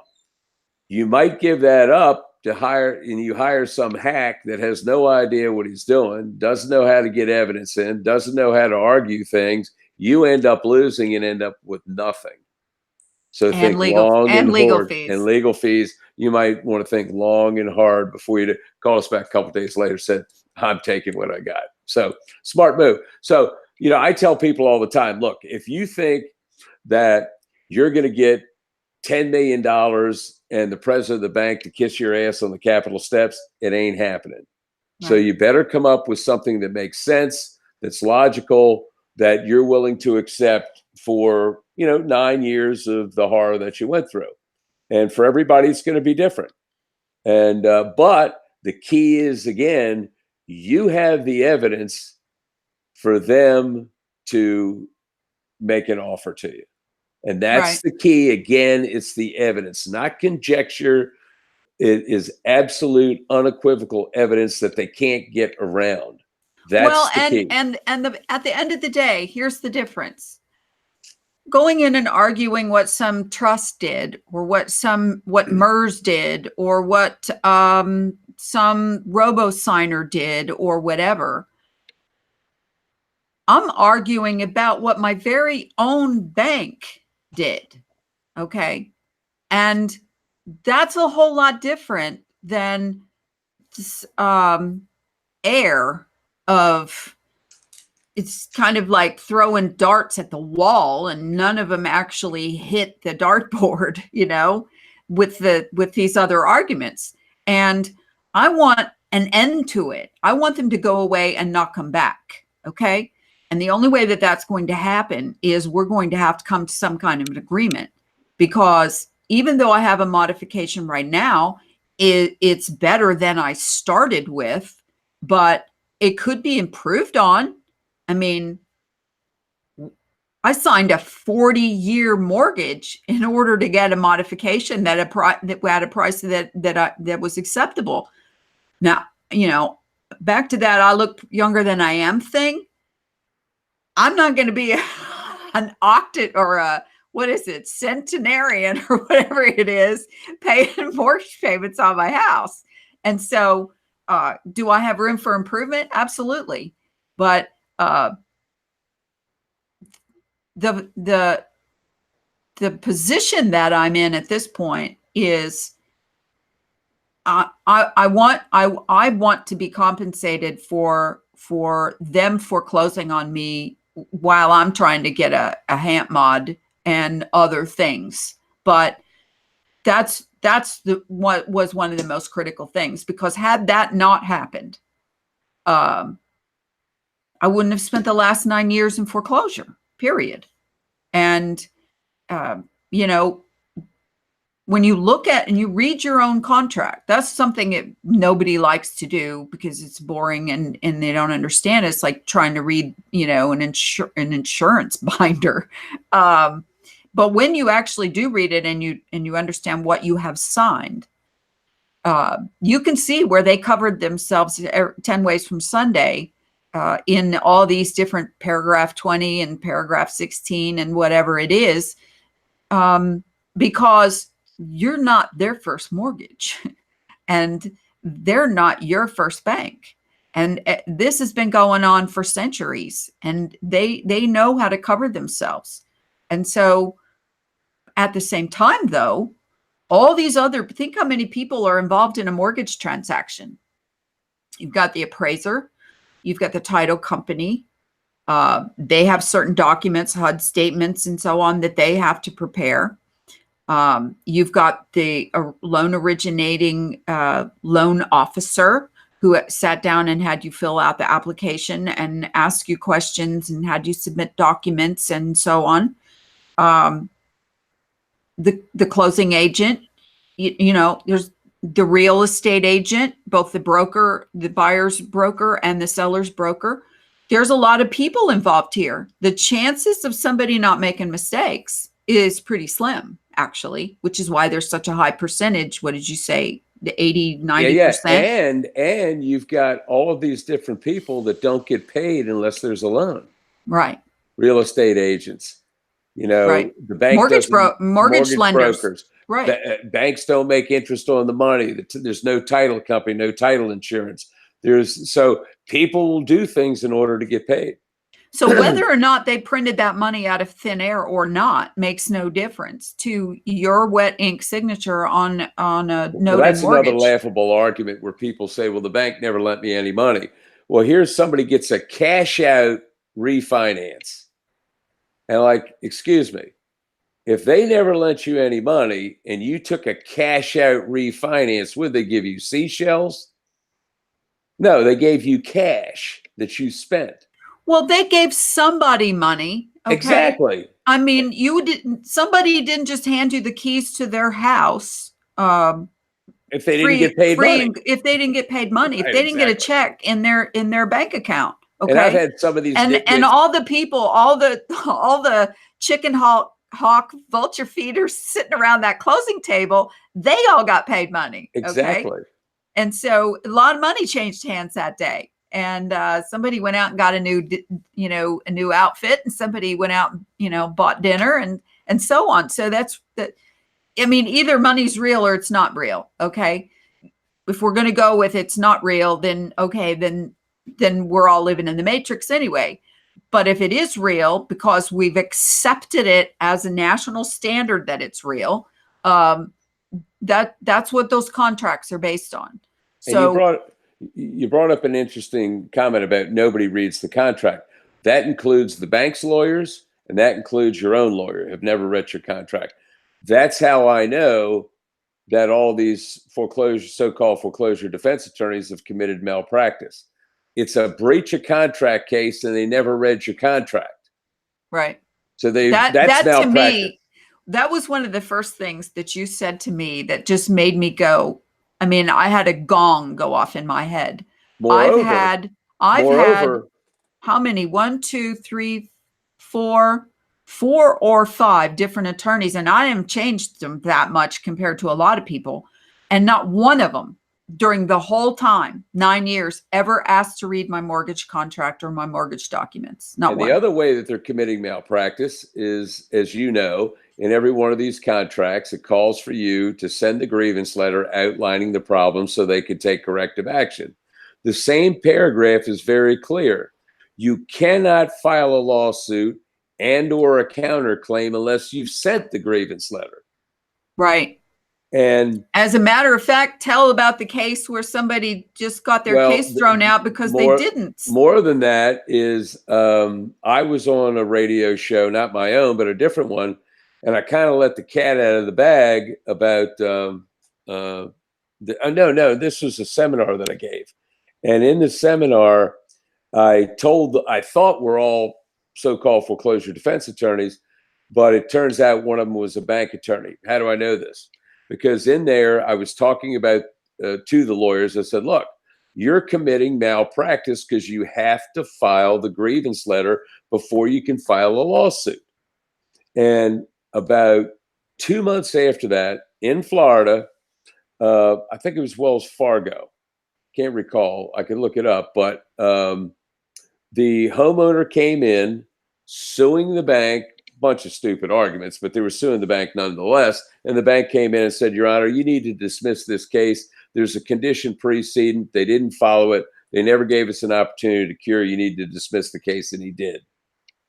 And then I thought, oh my God, I said, I hope this doesn't get around.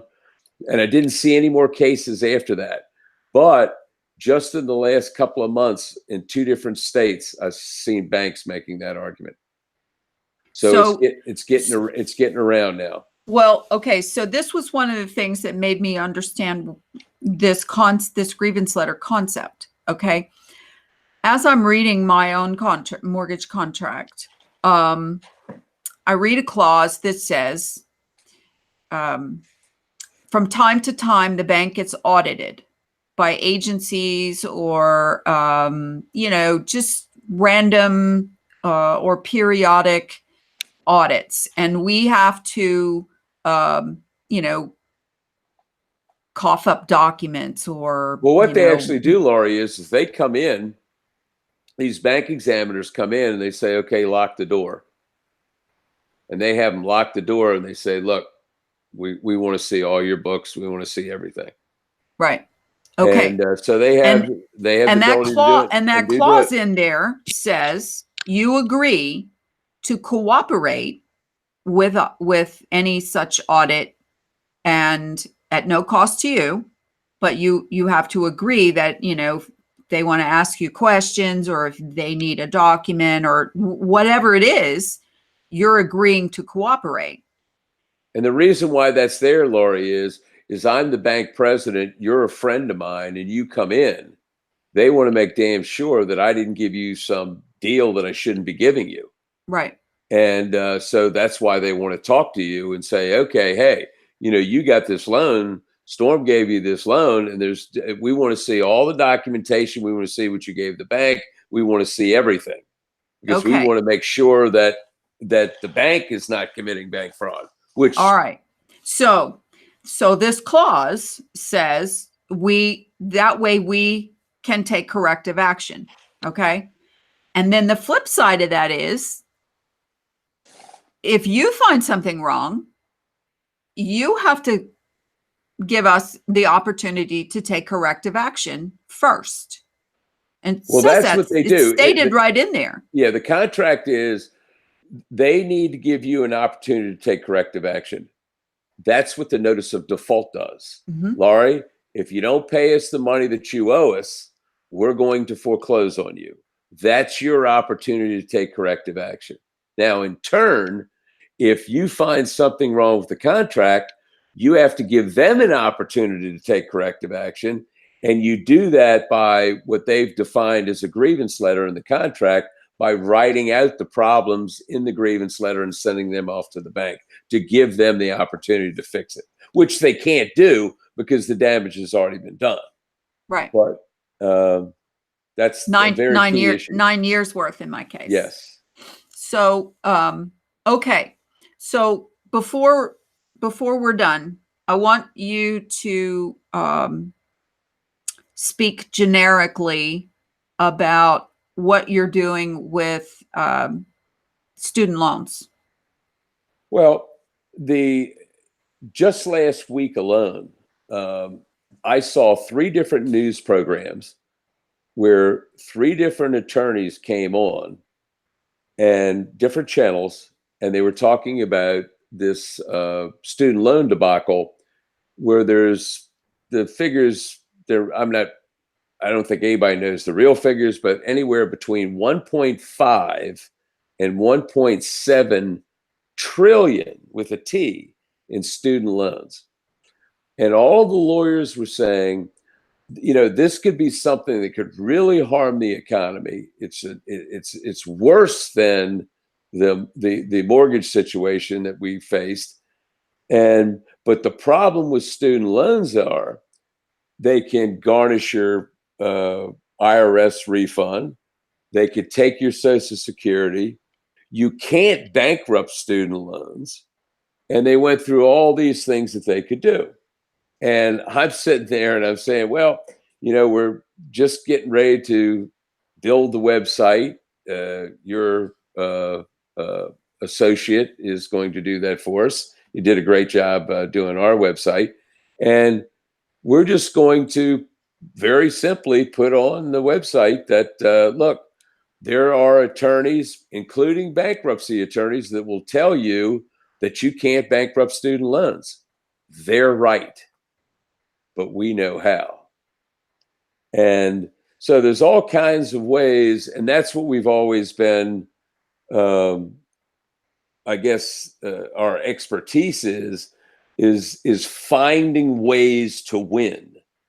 And we have found ways. Now, certain indicia have to be followed, to bankrupt a student loan. But yes, you can do it. And there's a lot of other things that you can do too. I still have people tell me to this day that you can't bankrupt taxes. Well, we've been showing law firms how to do it for, going on 40 years. We used to do a lot of tax work. So there's all kinds of ways to do things. Again, certain indicia has to be followed in order to do it, but there's always ways to do things. Okay. And that's what you got to figure out. All right. So people here was one of the questions that I had for you. When I got this modification, part of the deal was you may be required to pay, be affected by on your taxes by the amount that we're going to write off. Now, I don't remember how they worded it, but basically that was what it was. And it was going to be a deal killer for me because I wasn't going to let this, deficiency follow me around forever and insult me with 40-year mortgage. Right. So there's always a way around. And with these people who have deficiency judgments against them on their lost homes, I mean, they've already lost. Okay. So they don't have anything to utilize some as of them, leverage. Yes, some of them can bankrupt it, but the problem is a lot of these hacks that were representing these homeowners in order to stall longer, they say, look, here's the deal, file bankruptcy. Mm-hmm. And that way you can stall it. It'll take them 60, 90 days to get the motion to lift stay and that kind of stuff. Well, they filed the bankruptcy. Well, now they can't bankrupt the deficiency judgment, or they can't bankrupt the legal fees because some hack that had no idea what he was doing lied to him or was incompetent and didn't know what the hell he was talking about. Mostly that. Yeah. But you can bankrupt stuff, but the key is if you already filed bankruptcy and you can't open it back up and there's other things that you can't get done, again, their best bet is if they're facing getting their wages garnished or whatever the case may be, their best bet is to have an analysis done and now be in the power position themselves. It's like I've told people for years, a loan modification is basically a synonym for begging. Number one, they don't have to give you one. Nobody can force them to give you one. And lots of times in these loan modification agreements, which they didn't do in yours, which is good, they have an indemnity clause in there that says that if we give you this, you can never go after us. Mm-hmm. So sometimes those are in there. But, loan modification, sometimes there's traps there. We did a press release on it years ago about the criminal trap in loan modifications.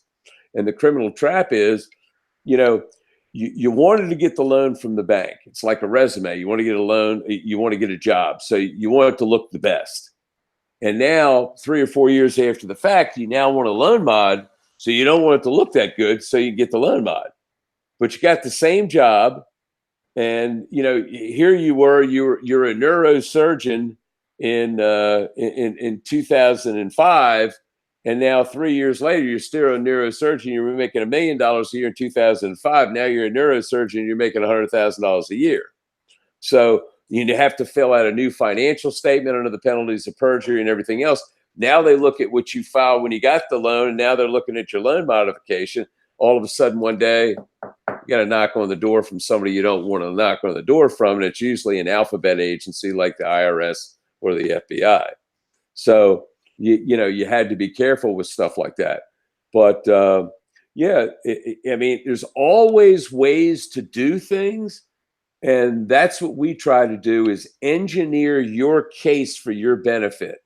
So Right. You're in the power position where people are dealing on your terms. You're not dealing on their terms. They're dictating to you when there's a loan mod. You're dictating to them when there's a settlement. Because Well, there's an old racist saying called a Mexican standoff. And when you get to the point where, you did this, well, you did that. Well, you did this, well, you did that. Well, at least now you both got guns pointing at each other. Okay. And that's a lot different than being in a position where, you're hunkered down in the corner behind some attorney who telling you, I'm not very confident about this. I don't think this is a winnable case. well, it's not winnable because he has no evidence. And see, the difference, no defense. The only thing they can point against you is Laurie, you breached the contract, but you come back and you say, you caused me to breach the contract, and here's the proof. Right. And there's multiple ways in my case that they caused me to breach the contract. One of them, is telling you that you don't have to make payments while you're filling out some forms. Which is a lie. The second thing, obviously a lie. And the second thing is once you stop making your payments, what happens? Your escrow insurance payment goes into default. Your tax payment escrowed goes into default. Now you're defaulted multiple ways, okay? Any of which are in the contract that says we can foreclose on you if you do any of these. Yep. And they're all inextricably tied to one another. And so, then they force place insurance on you and at some exorbitant rate, and which many banks have gotten in trouble for. And then that ends up, adding on to that pile at the end called your deficiency. And so at the end of the day, the only way that you can truly get yourself out of this mess, winning and losing are sort of subjective. And you made me think of another point you just brought up, is that people need to understand, to show you how contractually bound you are, is the promissory note is nothing more than a IOU. That's why only you have to sign it, because you're the person to be charged. The bank doesn't have to sign. You're basically saying, I owe you this money. This is how I'm going to pay you. The mortgage never comes into effect unless you breach the promissory note, because the mortgage is the collateral for the money that they lent you. And you look at it, if you look at it that way, and there are two documents that form one contract. And so when you understand that part of it, here's the IOU part. As long as I'm making the payments, everything's hunky dory. If I don't make payments, then the other part of the contract, the mortgage kicks in. That's why mortgages, and that's the collateral for the money. That's why mortgages or deeds of trust, depending upon the state that you're in, but that's why they have to have a legal description. Because in Florida, you have a lot of different counties, a lot of different little cities and things like that, where there may be 100 number 10 main streets in the state of Florida. Right. Well, if all you put down as collateral on the mortgage is number 10 Main Street, the bank's like, which number 10 Main Street are you by contractually telling me I can take? That's why there's a legal description. Right. Northwest corner by so-and-so. Track Lot this and this. Yeah. So they know Southeast corner of that. Right. That's what they can take. So that just goes to show, again, you said, if I breach this, this is the property that you could take. Now, we've had a couple cases where they screwed up the legal description.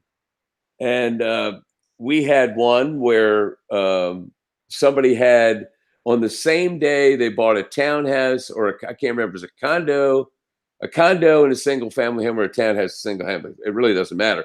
But the title company got the mortgages mixed up. So they had the legal description for the single family home as the townhouse and vice versa. Well, what happens in that situation is the bank tries to reform the contract. But if you file bankruptcy, they can't reform the contract. These people ended up getting both houses free and clear. Oh, boy. We had one in Massachusetts where the title company screwed up, and this guy had spent $60,000 in forensic loan audits, loan modifications. He joined some group that charged him a bunch of money, a couple different lawyers, all these different scammers. And to show that not one of them read the contract is, we found a ton of stuff wrong with the analysis. This guy had been out of his house, by the way, for 2.5 years. One of the things that we found in the analysis was that proved that we know none of those 5 or 6 entities ever looked at his contract was, this guy's in Massachusetts. The legal description for the property was in Florida. Now, contractually, he said, you have to take the property in Florida. Well, they took the property in Massachusetts. This guy's going to get millions. Well, see, here's this, this brings me back to, all right, you went to the closing, you signed a bunch of stuff, you kind of read it before, even if you really did read it, then when they sent it to you a week before closing, in many cases, people don't even have time for that. They're like, oh, we need to hurry up the closing because these people, it's like a hot market or something. And so you can look at something 5 times, and once it imprints in your head, it just looks the same every time. And it's the same wrong every time. But you didn't notice it the first time. So by the 5th time you look at it, it's the same as it was the first. Do you know what I'm saying? Yeah. And so if you don't know what you're looking for, we could go point by point, every single thing you guys look for, and it wouldn't help anybody really. Maybe somebody, knew what to look for in their, property description, for example, but other things that are, missing in documents where somebody didn't even fill it out or plugged in some wrong numbers or, any kind of thing. Think about a person who was writing, maybe let's just play like we are loan officer at ABC Bank in, 2007 or 8. And we're processing maybe, anywhere from 30 to 100 mortgages a week, just me. And you got all this different documents and all these different people and all these different things coming in, oh, I need your last 3 years tax returns, or, oh, I need your P&L, or and things can get messed up. Okay. So don't think that, these guys are infallible, because that's one thing. But second of all, they get paid the more of these mortgages they wrote. Right. Whatever. Well, they were just getting them in the door and getting them out. So they just get them in there, and that's what robo-signing was. Robo-signing was that somebody was supposed to have read your file and signed off on it. They didn't read your file. Okay. How in the world do you think that you're going to win your case by just because nobody read your file? I mean, there's stupid arguments. But to give you an idea, we had a case in California where, and this is why you have to, you got to drill down so much on these things.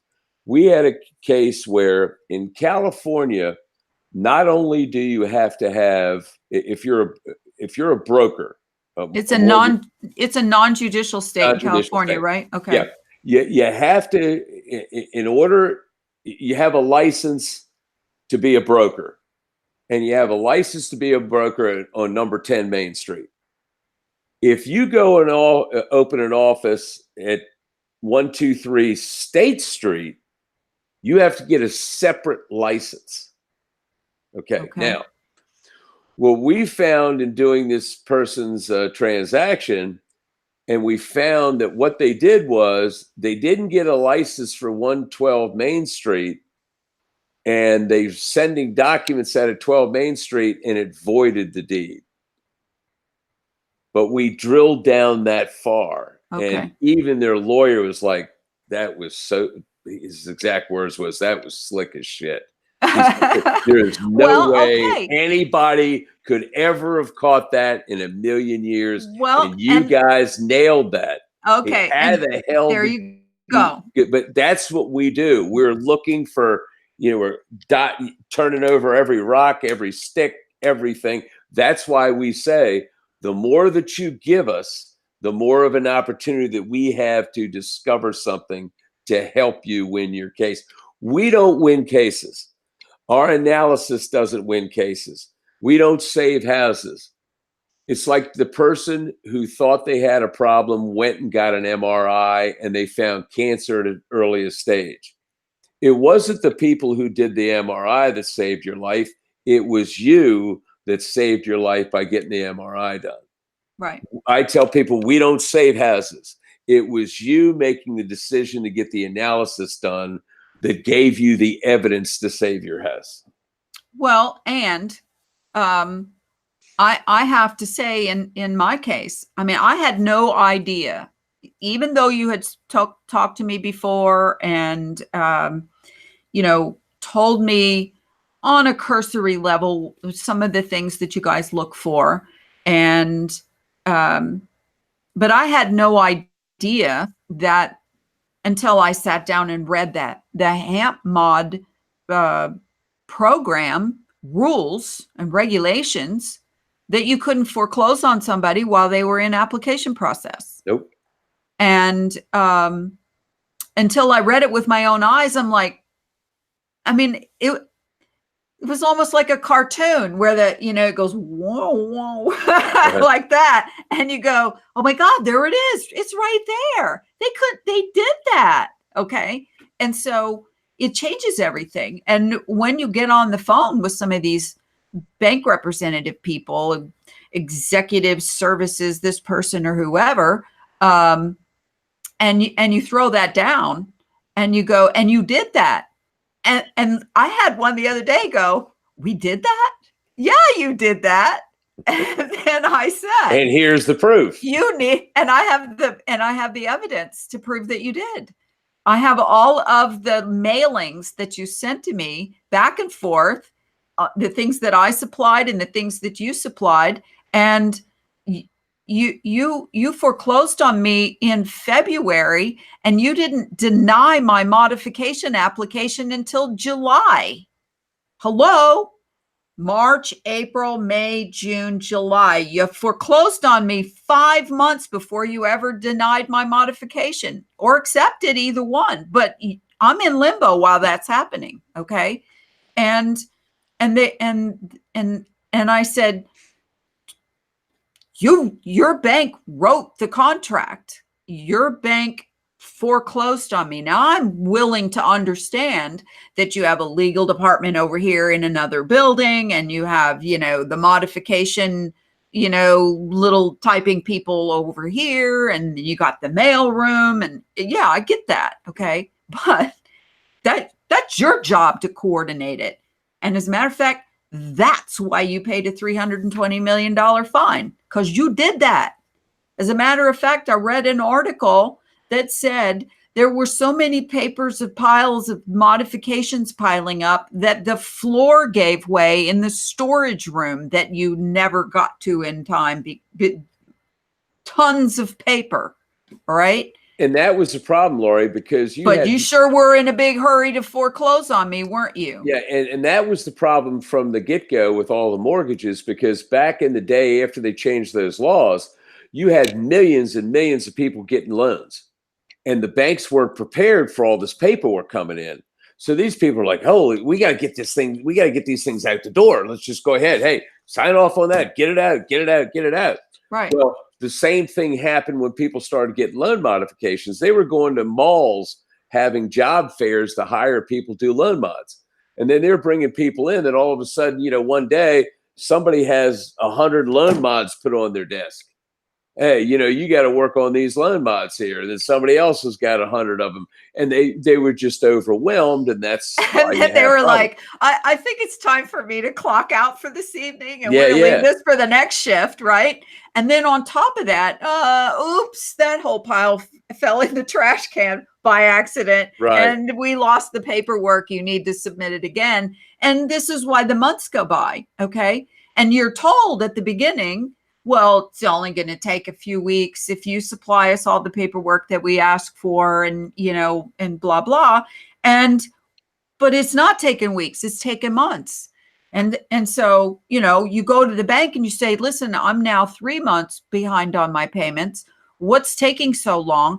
This could throw me into a real hardship to try to catch up, because now you're going to charge me with penalties and interest and whatever other crap you can come up with. I mean, there's a reason why Bank of America and the top 4, 6 banks in the United States, much less the world, make billions of dollars a year. Okay. There's a reason they do that. And it's not because,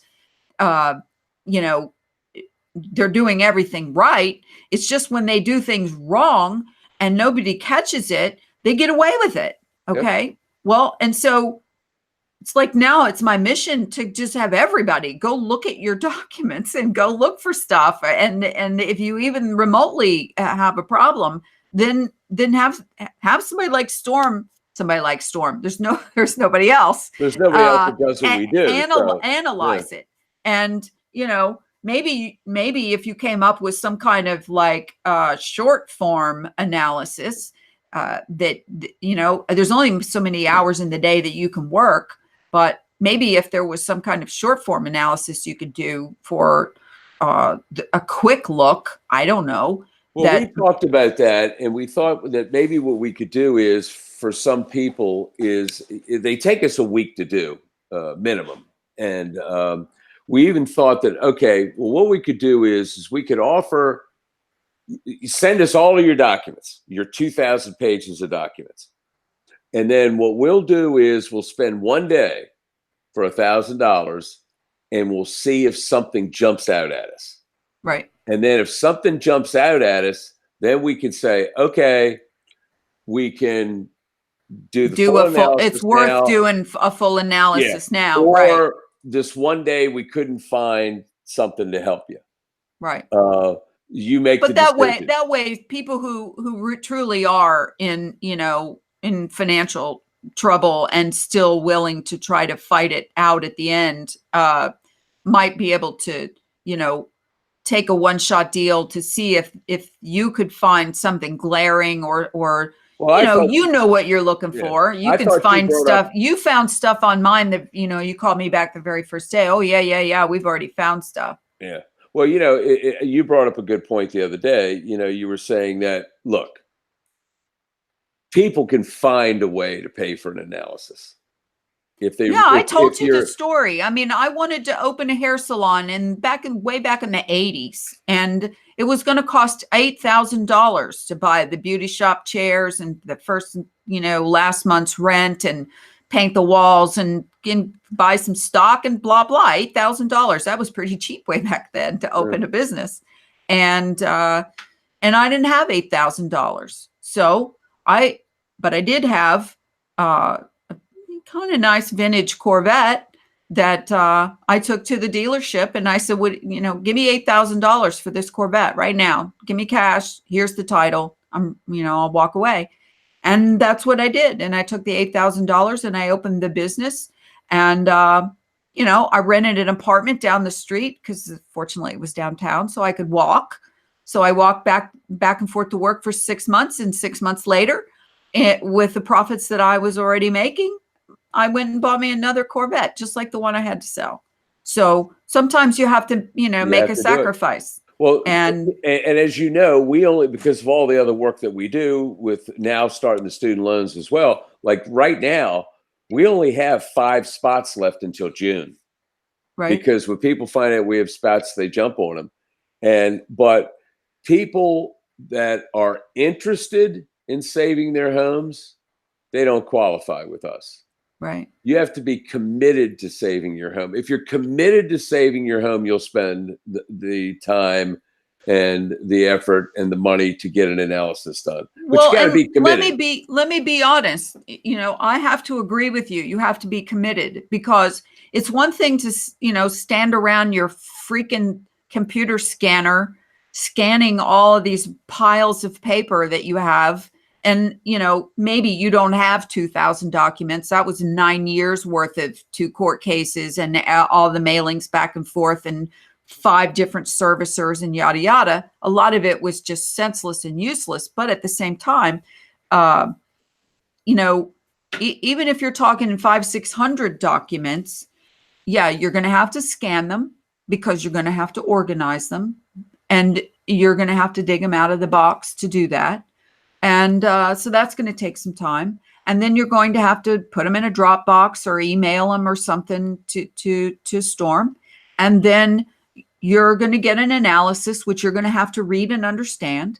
And then you're going to have to sit down and write a grievance letter outlining all of the things that they found. And you're going to have to send those to all of the entities. It may be one bank. It may be 5 different banks. It may be, an appraiser company. It may be, 5 different entities. Write the letters, and then you're going to have to follow up. You're going to have to notify some agencies so that these entities start getting some agency, pushback. And then you're probably going to have to write 2 or 3 layers of letters back and forth with these people, because I guarantee it, the first time they're going to say, thank you for your letter. But we sold that loan and so down the trail owns it now. And we're, we can't help you. And then you go, oh, wait a minute. Oh, wait just a minute. Oh, yes, you do. You're going to be helping me. And so this takes time and energy and willpower. And so you have to be committed or just forget it. And if go ahead and buy a mobile home or a, RV, or move out and be, into somebody's extra room or whatever it's going to take for you to have a roof over your head, and just move on and forget it. Well, why don't we do this, Laura? It's getting late in the day. Okay. If anybody has any questions, I'm more than happy to answer them for them. And then hopefully, I've supplied enough information for everybody. You've done a great job explaining things as well. So, if anybody has any questions, I'm more than happy to try to answer them for them. If they'd like to call us, I'm sure, they can get the information from you. If you can give me whatever phone number you'd like for me to put on this, the description on this podcast, because it will go out public, and it'll archive and so on. Otherwise, go to mortgagefraudexaminers.com and pour over their website. Read, look. There's all kinds of cases and stories and different people have written testimonials and so on. And then give Storm a call, and he will talk to you, and he will at least find out a cursory, amount of information from you to know how to help, and he will. And so, yeah, because you may or may not qualify for us to do the exam, because I mean, we have people like yourself that understood it immediately and said, I want to get an exam done. Those are the ones that take a spot. right. If somebody's just going to call up, they're just interested in saving their house, they're basically wasting their time and wasting our time. You Right. have to be committed to saving your house. And Right. then you qualify to talk to us, and then we still may not take your case. I've probably over the years turned down, I don't know, 5,000 people didn't take their case. Yeah, because it just wasn't gonna. Well, you could tell they'd be a bad client. They wanted to argue with you. Well, I got Right. $100 million in a treasury account, my social security numbers, the account number, and all this other nonsense. Well, you can't help. Well, you know what? balloons. It's like this, Storm. Maybe somebody would look at you and say, do you, don't you maybe come off as a little braggadocious or a little intimidating or a little whatever? Okay. That's never been an issue with me. It ain't bragging if you've done it. Well, And no, the word I get all the time. I had a guy the other day said, "You're an arrogant fuck." oh, there you That's went. what he You went and said. used it. And I You said, went and said, yeah, and okay. I said, it's not being arrogant. It's I'm just being trying. confident. I'm being the guy who's smacking you in the face before the judge does. Yeah. Because And there you go. You want to get it from me, not from the judge. And let me tell you something, and you'll attest to this. I was on your ass from hell to breakfast about Sure you doing the were. grievance letter right. Yeah, I you said, were. you got to do this right. Yeah. And You only got one chance to do it right the first time. Yeah, do it right. And I'm not going to write it for you, but I'll guide you and make sure that you do it right. And you did it right. And now you're starting to get some results from it. Okay. But, we have a question okay. that came into the chat. And it's from Jennifer. Okay. Hi, Jennifer. Hi, Jennifer. Can we attach these issues from our analysis to a Liz Pendens to bring them to the table, referencing the complaint numbers with the different agencies? Can any of these issues of fraud be used against the law firms who submit them to the court? Well, it depends on what the fraud issue is. And you don't even have to do that. All you have to do is take that grievance letter and make sure that grievance letter goes to the proper parties. The first two parties it has to go to in Florida is the bank, obviously, and the law firm. And the reason why you send it to the law firm is because you're putting them on notice that there's problems with the contract.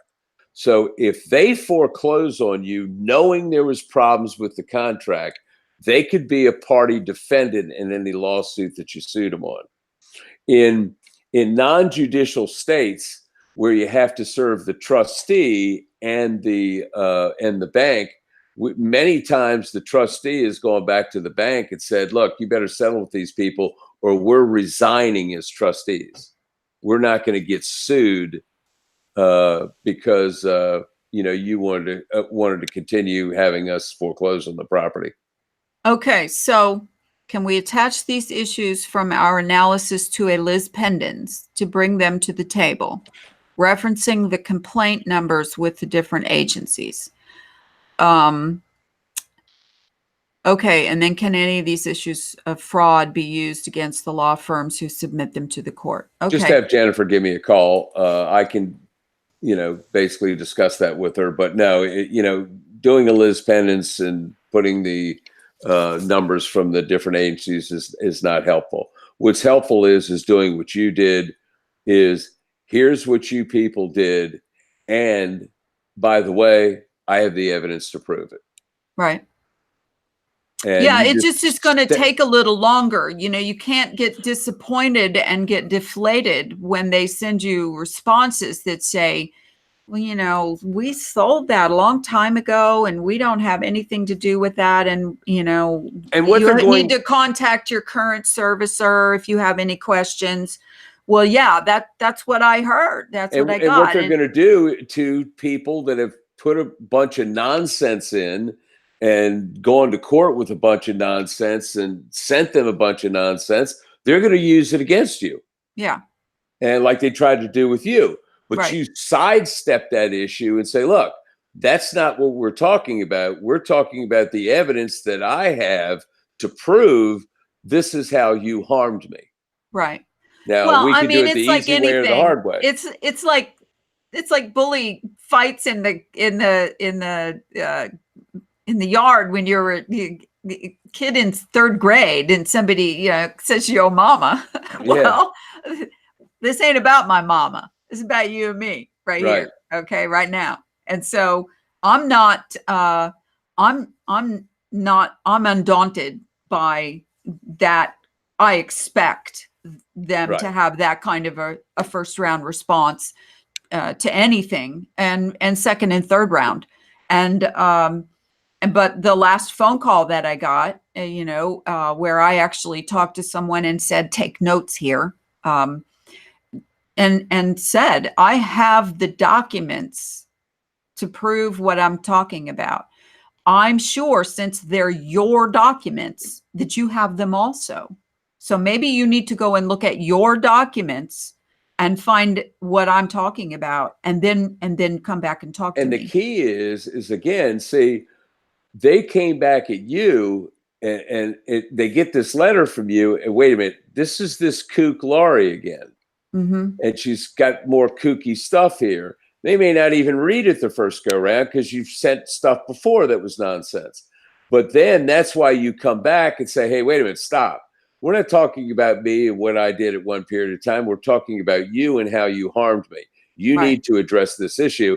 And that's the same thing with Jennifer. You need to address the issue at hand. I sent you a grievance letter by contract outlining the problems with the mortgage transaction for you to take corrective action. I expect you to take corrective action. Exactly. Okay.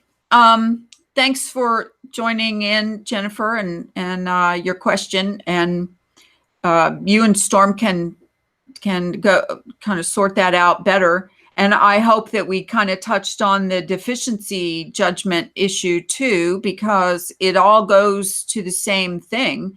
You have to have something to use back against them to counter what they've used against you. So it is what it is. It's not like you can go and buy a new $100 handbag, and get the same joy out of it. But this is the best money I've spent in the whole 9 years that I've been in for fighting a foreclosure. So that's all, it's my own testimony. Thank you so much. We were able to help you. Thank you so much for your time, Storm. And I can pretty much be assured that we will speak about this again at some point. But I will field any phone calls over to you. And thank you, listening audience, and thank you for those who listen to this later when it gets archived. And I hope something we had to say helped you. Okay, my dear. Thank you. Thank you. Enjoy your evening. All right, you too. Take care.